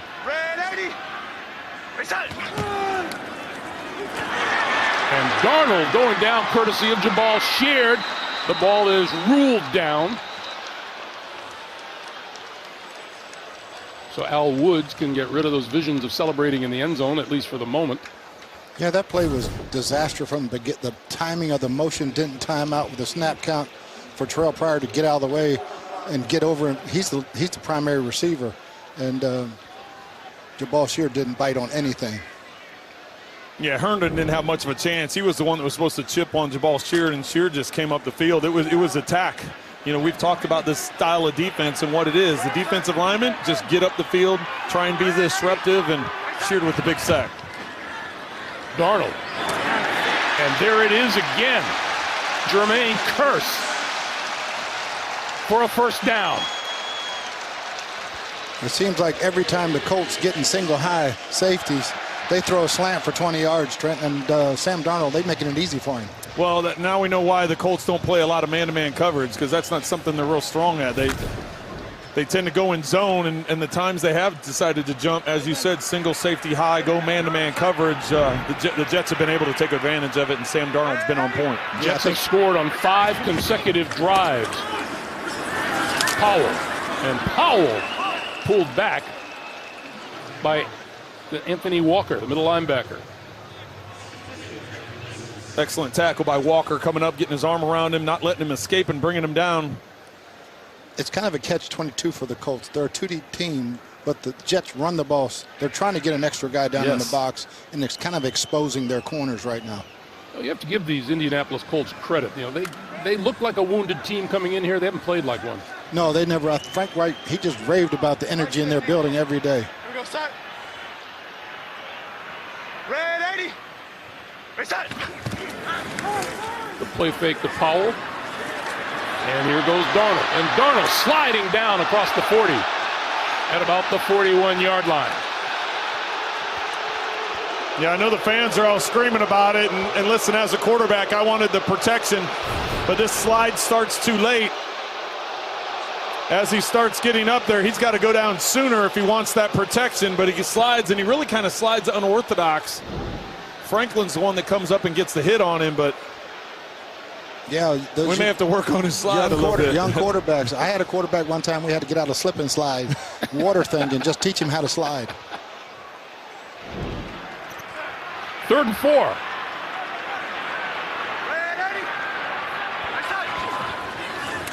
Quick pass.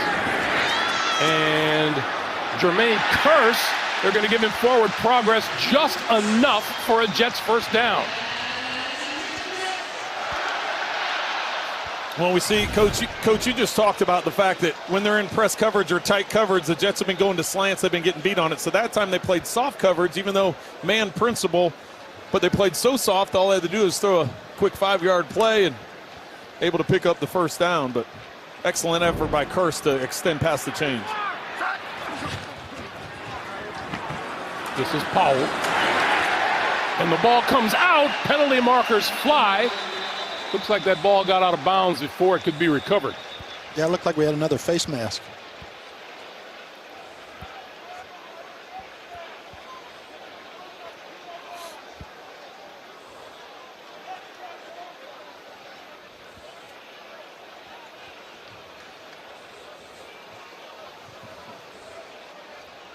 Alex Kemp continuing to talk about it. Here's the verdict.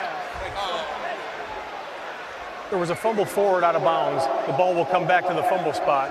Personal foul, defense, number 57. 15-yard penalty, automatic first down for New York. Tomoko Toure, the rookie defensive lineman out of Rutgers, guilty of the face mask. And that's a big penalty because the Jets are now in edge field goal range. And again, just keep scoring points. Well, the other thing is that clock is just ticking away, and valuable time when you're trying to come from behind as the Colts are. Yeah, and the field goal puts it in the two-score game. Bilal Powell in the backfield, and Darnold going to throw. Kearse again, and out of bounds inside the 30. For the most part, Darnold has looked very comfortable today, just picking and choosing his receivers, and he's had a lot of open targets. Yeah, again, he was going deep, looking for Robbie Anderson, and then takes what's underneath. Smart plays, and Kearse is doing a great job. 94 yards today. Jermaine Kearse has always been one of those chain movers. Not a big touchdown down the field guy, but he makes a lot of first downs. On 2nd and 4, this is Powell. And Powell about 2 yards short of a first down. It'll be 3rd and 2. Kenny Moore coming up for the stop. And the clock continues to move. 10:15 to play in regulation. Well, we've said this a lot in the last few minutes, but the Colts really need to get a stop here on 3rd and short and hold the Jets to a field goal attempt. Yeah, to keep enough time, so they're going to need 2 scores, so they're going to need a couple possessions.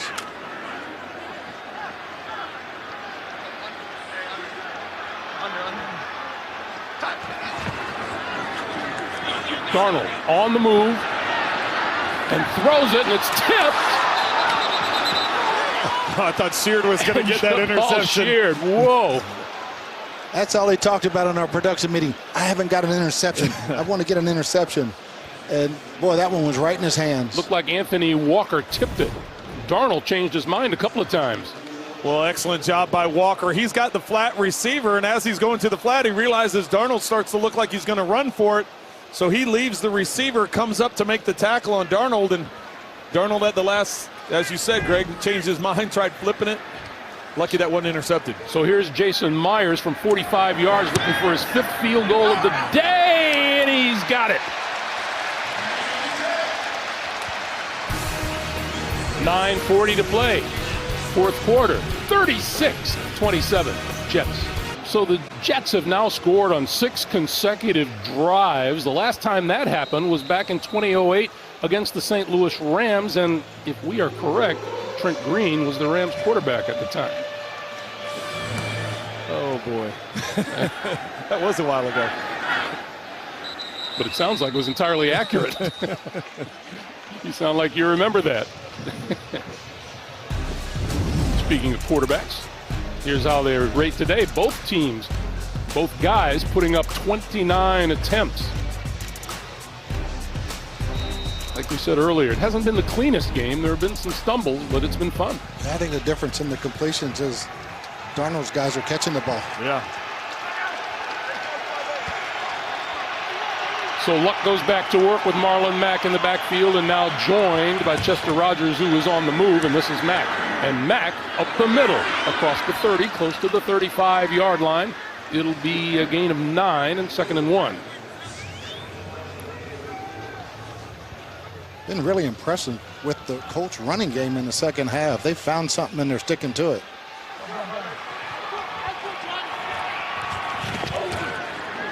We give it to Mack again, and Mack has the first down. Out to the 40-yard line. Clock continues to move. We come up on 9 minutes to play in regulation.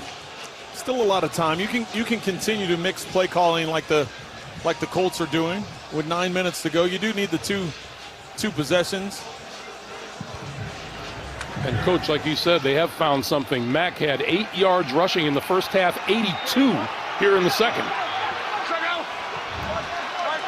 He gets a breather. Hines is in the backfield. Luck under pressure, throwing, incomplete. Well, there's nobody out there. You're going to hear, I think this flag will come in late. And it does.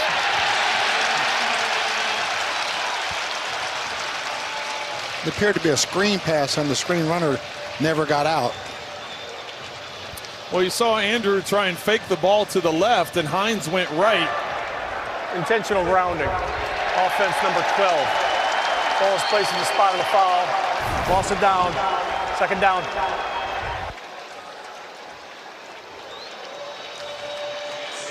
You know, that play had disaster. When they broke the huddle, Andrew had to line up 2 of the wide receivers and then looked like the back went the wrong way. They've done a good job of overcoming these long yardage situations all day, though. 2nd and long.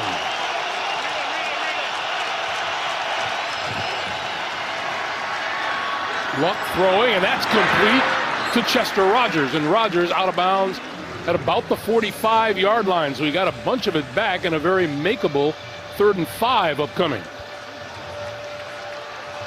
Well, he's getting them up on the line of scrimmage, trying to get them set as the Jets are changing personnel. Another excellent throw by Andrew Luck. You get the pocket collapsing around him. He's got guys falling into his leg. He makes a throw. Jets going man-to-man here. On 3rd and 5. That pass intercepted at midfield. Picked off by Darren Lee.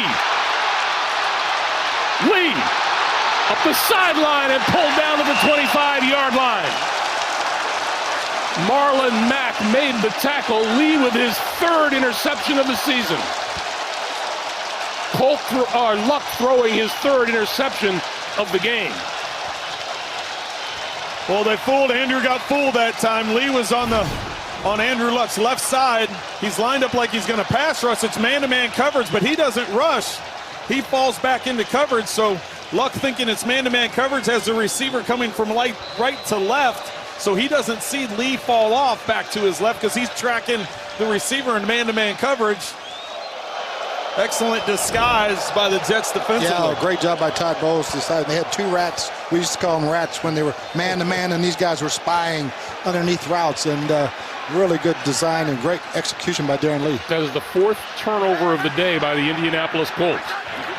From the 25, quick pass out to the far side, and that is Pryor. And Pryor bumped out of bounds short of the 20. Update time, get you back to New York. JB and the coach.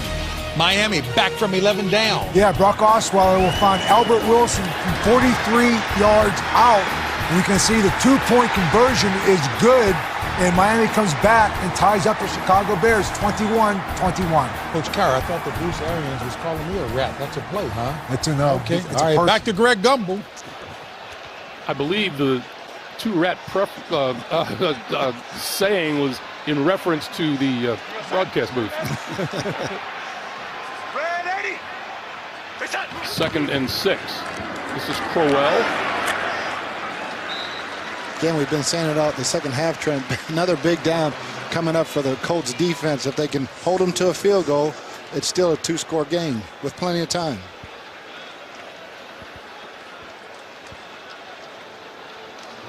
This team has shown great resilience, and as the clock continues to run, you're right, Coach, they got to get them off here. As much as anything, just from a time standpoint, you're eventually just going to run out of time. They do have all 3 timeouts as we fall under 7 minutes here now left in the game.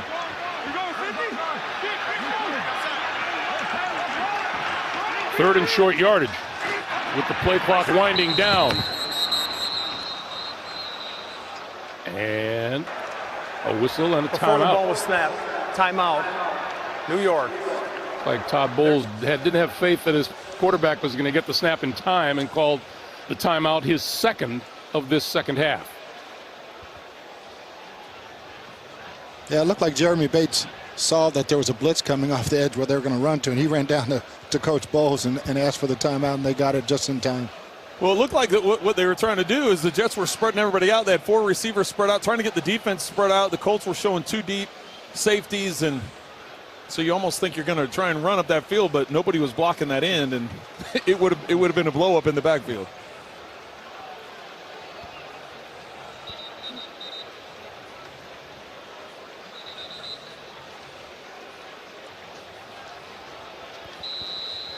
Talk about how you can never tell what's happening. We just heard that update from the guys in New York. The Miami Dolphins putting up a heck of a fight against the Chicago Bears today, minus Ryan Tannehill.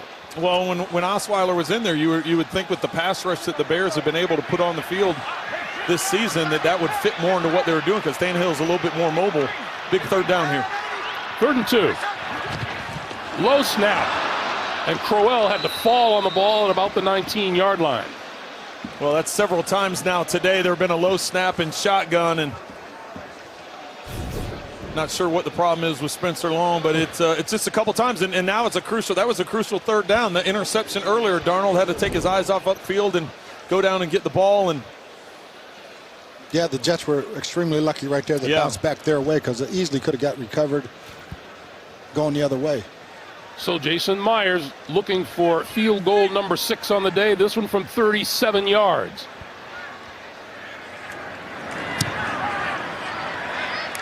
And he's got 3 more. Jason Myers, 6 field goals on the day. 39-27 Jets. The NFL on CBS is sponsored by Pizza Hut, official pizza sponsor of the NFL. The well-connected 2019 Lincoln MKC. And by Verizon. The best unlimited is on Verizon, America's most awarded network.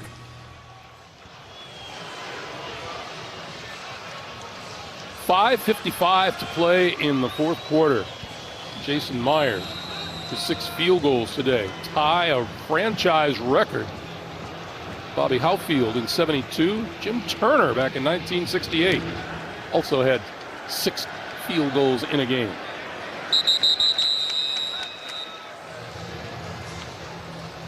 I want to remind you, stay tuned for the NFL Today update delivered by Pizza Hut, time permitting. JB, Phil, Nate, Boomer, and the coach will have scores and highlights. Coach, what did you just say about funny thing about kickers? Yeah, it's you forget about the number of points you get from kickers until you don't have one. And then you go, wow, we lost 12 points today because we missed all these field goals and extra points. So Luck back to work at his own 25-yard line. With time and over the middle, that's complete for about 5, maybe 6 yards to the 31, Zach Pascal. And the Colts down 2 scores will be in hurry up the rest of the game. Well, and I think they're going to have to abandon that balance that they showed throughout a lot of this 4th quarter because they're just running out of time. So you're going to see a lot more throws and not as many of those draws and screens that they've been trying to get to. That pass incomplete, intended for Eric Ebron. Melanie. Well, guys, as the Colts continue to try to orchestrate a comeback, Andrew Luck will have to do it without wide receiver Ryan Grant, who's out with a left ankle injury. Keep in mind, he's already without T.Y. Hilton, so Luck's weapons just continue to drop like flies, guys. Oh, you're right, Melanie. Without T.Y. Hilton, without Jack Doyle. Andrew Luck looking at a 3rd and 4 and 5.5 to play.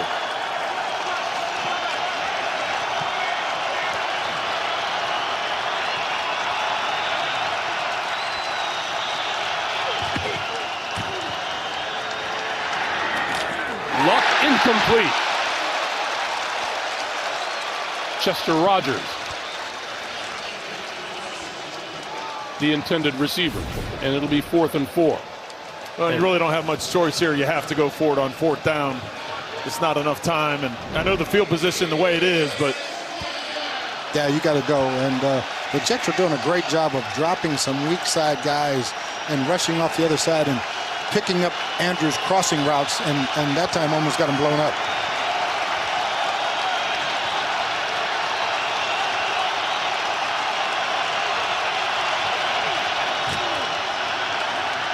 Luck gonna launch it deep, middle of the field. Incomplete at the 25-yard line. Pascal almost pulled it in. The ball will go over to the Jets on downs. Here's our situation, 5:17. The Jets with the ball and the lead. Indy with all 3 of their timeouts. Do they start using them now? Yes, definitely. The Jets would probably be in run mode for sure, and use your timeouts, get a stop, hold them to a field goal. Still a 2-score game. I agree with that, Coach. I think time is the most valuable part of it. You have to use them and save as much time as possible for who knows what's going to happen. And that surely didn't help. Good job by Sam Darnold using the hard count in that situation. An anxious Jabal Sheard appeared to jump. Encroachment, defense number 93, 5-yard penalty. It remains 1st down.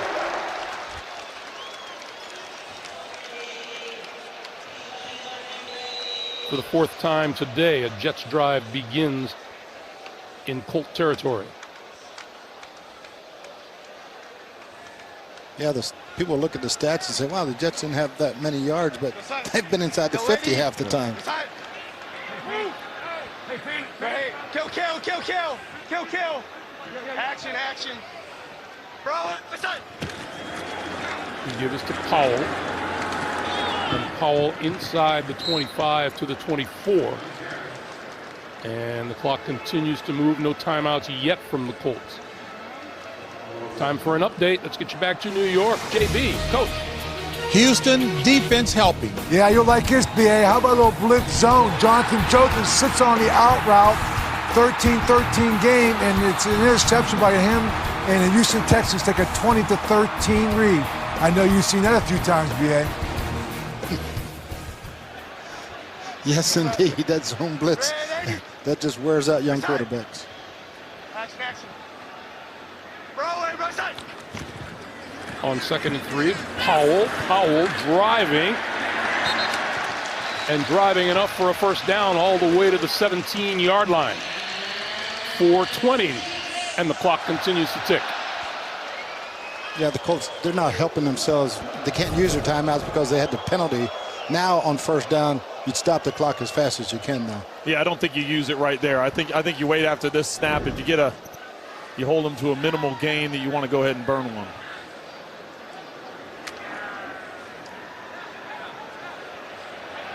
Good awareness by Darnold, taking this thing down as low as he can.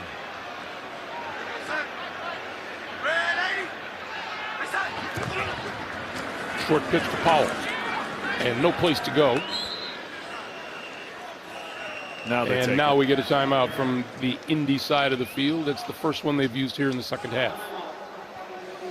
Reminder, this is a doubleheader Sunday. Coming up next here on CBS, most of you will see the NFL's top defense, Jacksonville, taking on the Dallas Cowboys. Some of you will see Baltimore battle Tennessee.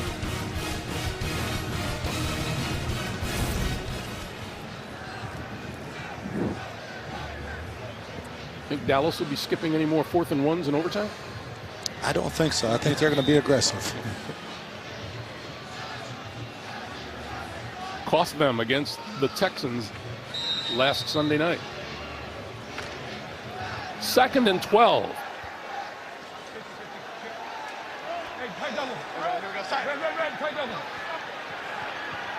Red 80. Powell. Look, we may be looking at a 7th field goal upcoming by Jason Myers as Indy calls timeout to stop the clock with 3:36 to play. That's a lot of legwork for one afternoon. We may also be looking at the AFC Special Teams Player of the Week.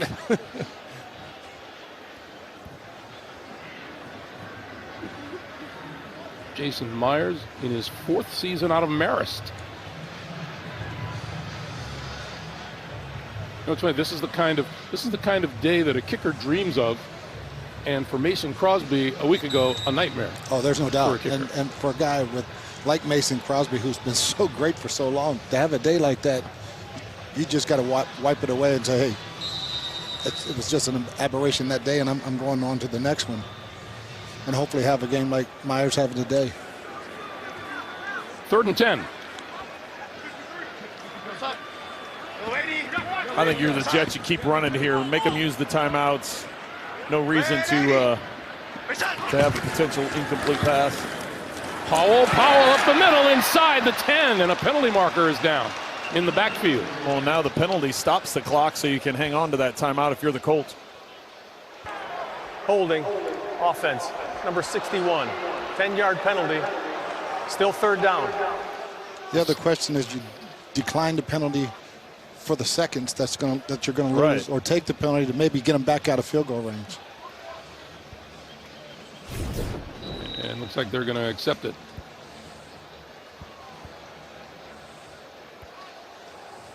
Spencer Long had a good grasp of Jersey right there.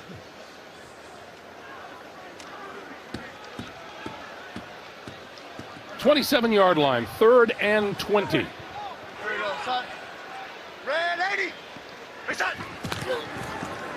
Powell. And nowhere to go. He'll keep it in the middle of the field. And timeout is called by the Colts, and they are now out of timeouts with 3:22 to go. Well, let's see. That play would have been, he was tackled around the 10-yard line, so that would have been a 28-yard field goal if you take it on 4th down. But now all of a sudden, based on where the ball is, you're looking at a 45-yard field goal. So the percentages changed quite a bit. Worth the timeout with 3:22 to go. By the way, we were looking at Jason Myers kicking in pregame, and he was pulling everything to the left. To the left. Could not have been more wrong speculating the kind of day he was going to have. Yes, indeed. But they were all going in the other direction.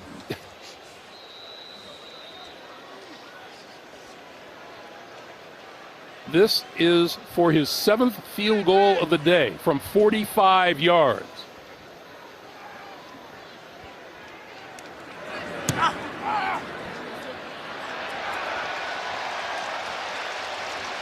Jason Myers having himself a heck of a Sunday afternoon, isn't he? How about that? The NFL record is 8 by Tennessee's Rob Baronis.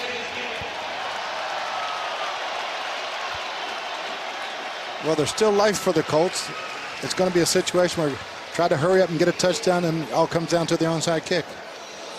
Well, you touched on it just a minute ago, Coach, and that's just the balance. If you look at both these teams, similar number of plays. There's only an 11-yard difference between total yards between the two teams. Both have had turnovers, both penalties. It's a pretty balanced game. The biggest difference really has been time of possession. The Jets have 14 more minutes time of possession than the Colts do, and also the field position. You touched on field position. The Jets were able to get 6 points by their defense, and then also created some other with those turnovers, getting great field position. It has been a while since the New York Jets have scored this many points here at home. 2012 against Buffalo. Little line drive kick, fumbled and then grabbed at the 15-yard line by Marcus Johnson. And Johnson breaking it to the outside and out of bounds just shy of the 40-yard line.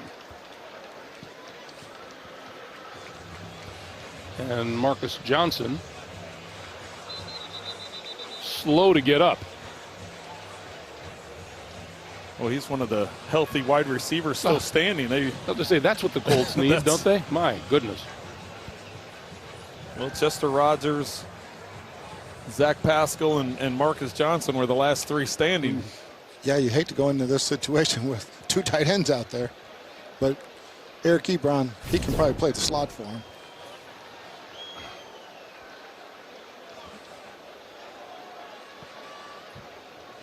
That could have been a penalty on the Jets. That was outside the white. Yeah, that's a good 5 yards out of bounds. Number 40 is Trenton Cannon, a rookie out of Virginia State. The special teams coordinator, Brant Boyer, giving him a good talking to over there. Boy, if you're Frank Reich, you're going, well, what else can go wrong? Well, the one thing about them, they're just going to keep fighting. And, they're building, and they've got great weapons to build around. Just got to get them healthy.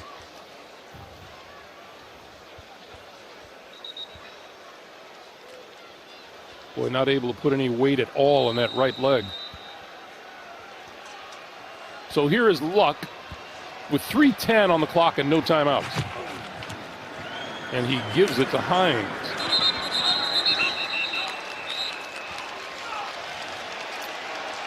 That's an interesting way to start things off. But as we said, they're down to 2 wide receivers healthy in the game. You got Ebron that's in the slot. You got Hines in the game because he's such a good pass catcher coming out of the backfield. Luck throwing over the middle, incomplete. It'll be 3rd and 8. That looked a little early to me. It looked like maybe he came over the top, made contact a little bit early. But yeah, Jamal Adams beat him to the ball, close. but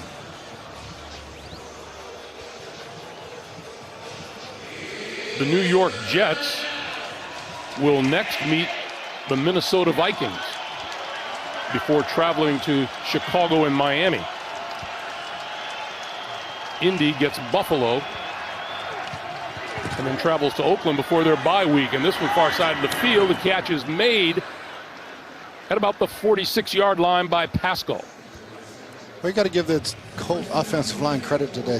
They've really done a good job of pass protection for Andrew Luck, being the 5th group that started in 5 weeks. Obviously, getting Anthony Costanzo back has been huge for him.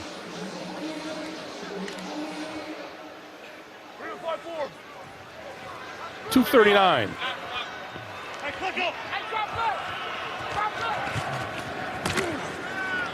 Luck thrown a little bit behind Ebron. Eric Ebron walked into our interview room and, Coach, what's the first thing you said to him? How do you have this habit of falling into good quarterbacks throwing to you? Yes, indeed. He's had Matthew Stafford, now Andrew Luck in his entire career, 2 of the best there is. And, that's a tight end's dream. And he was running a seam route right there from the slot. It didn't look like he bent it, and it looked like he should have stayed in the seam.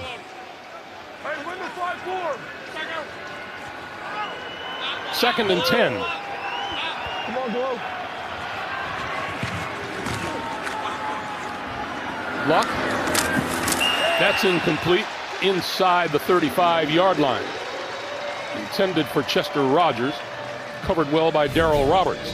When I think Roberts ends up getting a hand on this, watch see if he knocks it away right at the end. Yep, he gets his hand in there and is able to tip it out of bounds. Rogers kind of waiting on the ball. You got to go attack that ball and let Darrell Roberts beat him to the ball.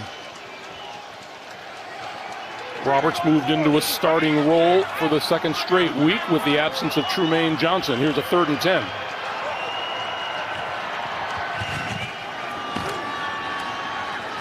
Luck. That one's on the money inside the 30-yard line, complete to Ebron.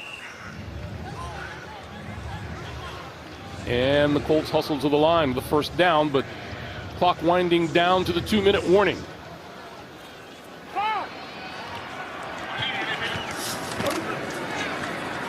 Luck, short pop over the middle. That's complete to Hines, and Hines inside the 20.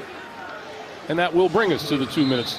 2 minutes to play here at MetLife Stadium. It's been mostly Jets. The NFL on CBS is sponsored by Bud Light. Enjoyed by Giant Blue fictional knights everywhere. And by Subway. Make it what you want.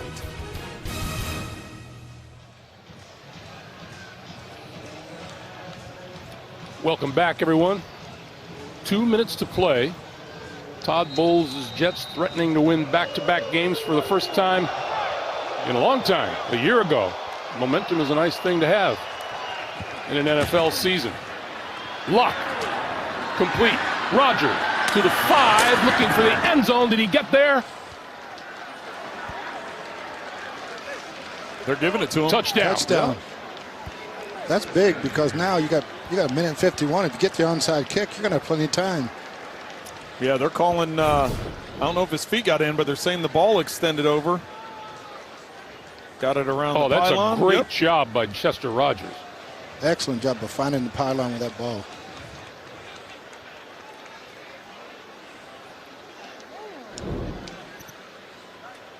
So that good for 17 yards and the touchdown. And Vinatieri for the extra point. And it is good. 1:51 to play. And the Jets with an 8-point lead. These are the kind of games that just drive you crazy as a coach. You think you got it under control all day, and one bounce of a kick on an onside kick, and you're holding your breath all the way to the end. Well, you said this Colts team was resilient. We've been watching Andrew Luck all day. Even after the turnovers, the pick six that happened on the second pass of the day, anytime there's been anything negative, we watched him come to the sideline. He goes up to that player, that person, that group, and stays positive, been trying to work the sidelines. It's been impressive to watch, really, because it's been an uphill battle all day for the Colts. Yeah, don't put anything past him if they get this onside kick. Coach, how much time do you devote to practicing onside kick during the week? We would have about 10 of them on Thursdays. We were fortunate we had a kicker who had about 10 different in his repertoire. Mm-hmm. And so, yeah, it's always fun, and you go through it both sides, returning and doing the onside kick itself. How big of an impact do you think the new kickoff rules are going to do? The fact that the guys are lined up where they are as opposed to getting a running start. You think that'll have an impact on the... I think so. Yeah. And we get a whistle. Final timeout, New York. And the Jets decide to use a timeout. Yeah, Sanchez is 0 for 2. Yeah, I don't like that little low hopper, and it's the hoper. It's the hoper I call. It's not the hopper, it's the hoper. I like the one that the guy drives in the ground and goes real high and everybody get a chance. But like you said, Trent, with the new rules, you don't get that running start. You got to come off that line straight, and it's a lot longer to get there. Yep. So that ball's got to hang in the air deep longer. What a difference that touchdown has made, because should they recover this onside kick, this game gets very interesting. Yes, indeed. Plenty of time.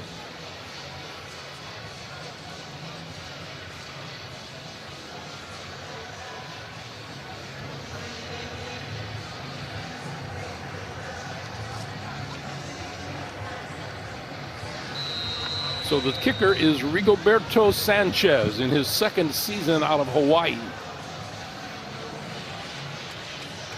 Let's see what they come up with.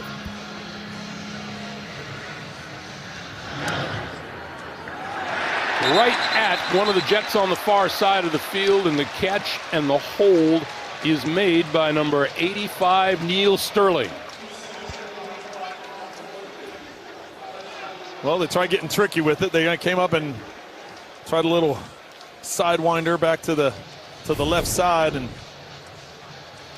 yeah, that's a hard. You got to be a really good kicker. I know exactly. They're trying to fake the spike kick high and hit a little pooch kick over the left side, and catch him off guard. He hit a line drive right to the guy.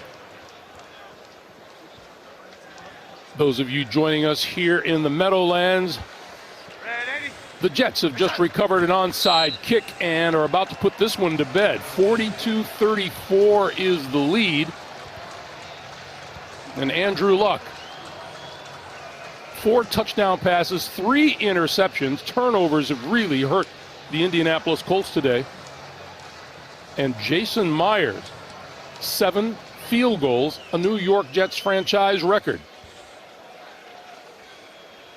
Other than that, not much has happened here today. Well, I've been real impressed with the play of Sam Darnold. He had the 1 interception. That was the only mistake he made on the day. Yes, Myers had a tremendous day with his 7 field goals, but for a rookie quarterback like Sam Darnold, coming in here, only 6 incompletions, 24 of 30, taking great care of the football, spreading the football around, different receivers. He's very decisive with his throws. When he needed to use his feet, he was able to use that to extend plays, get outside the pocket.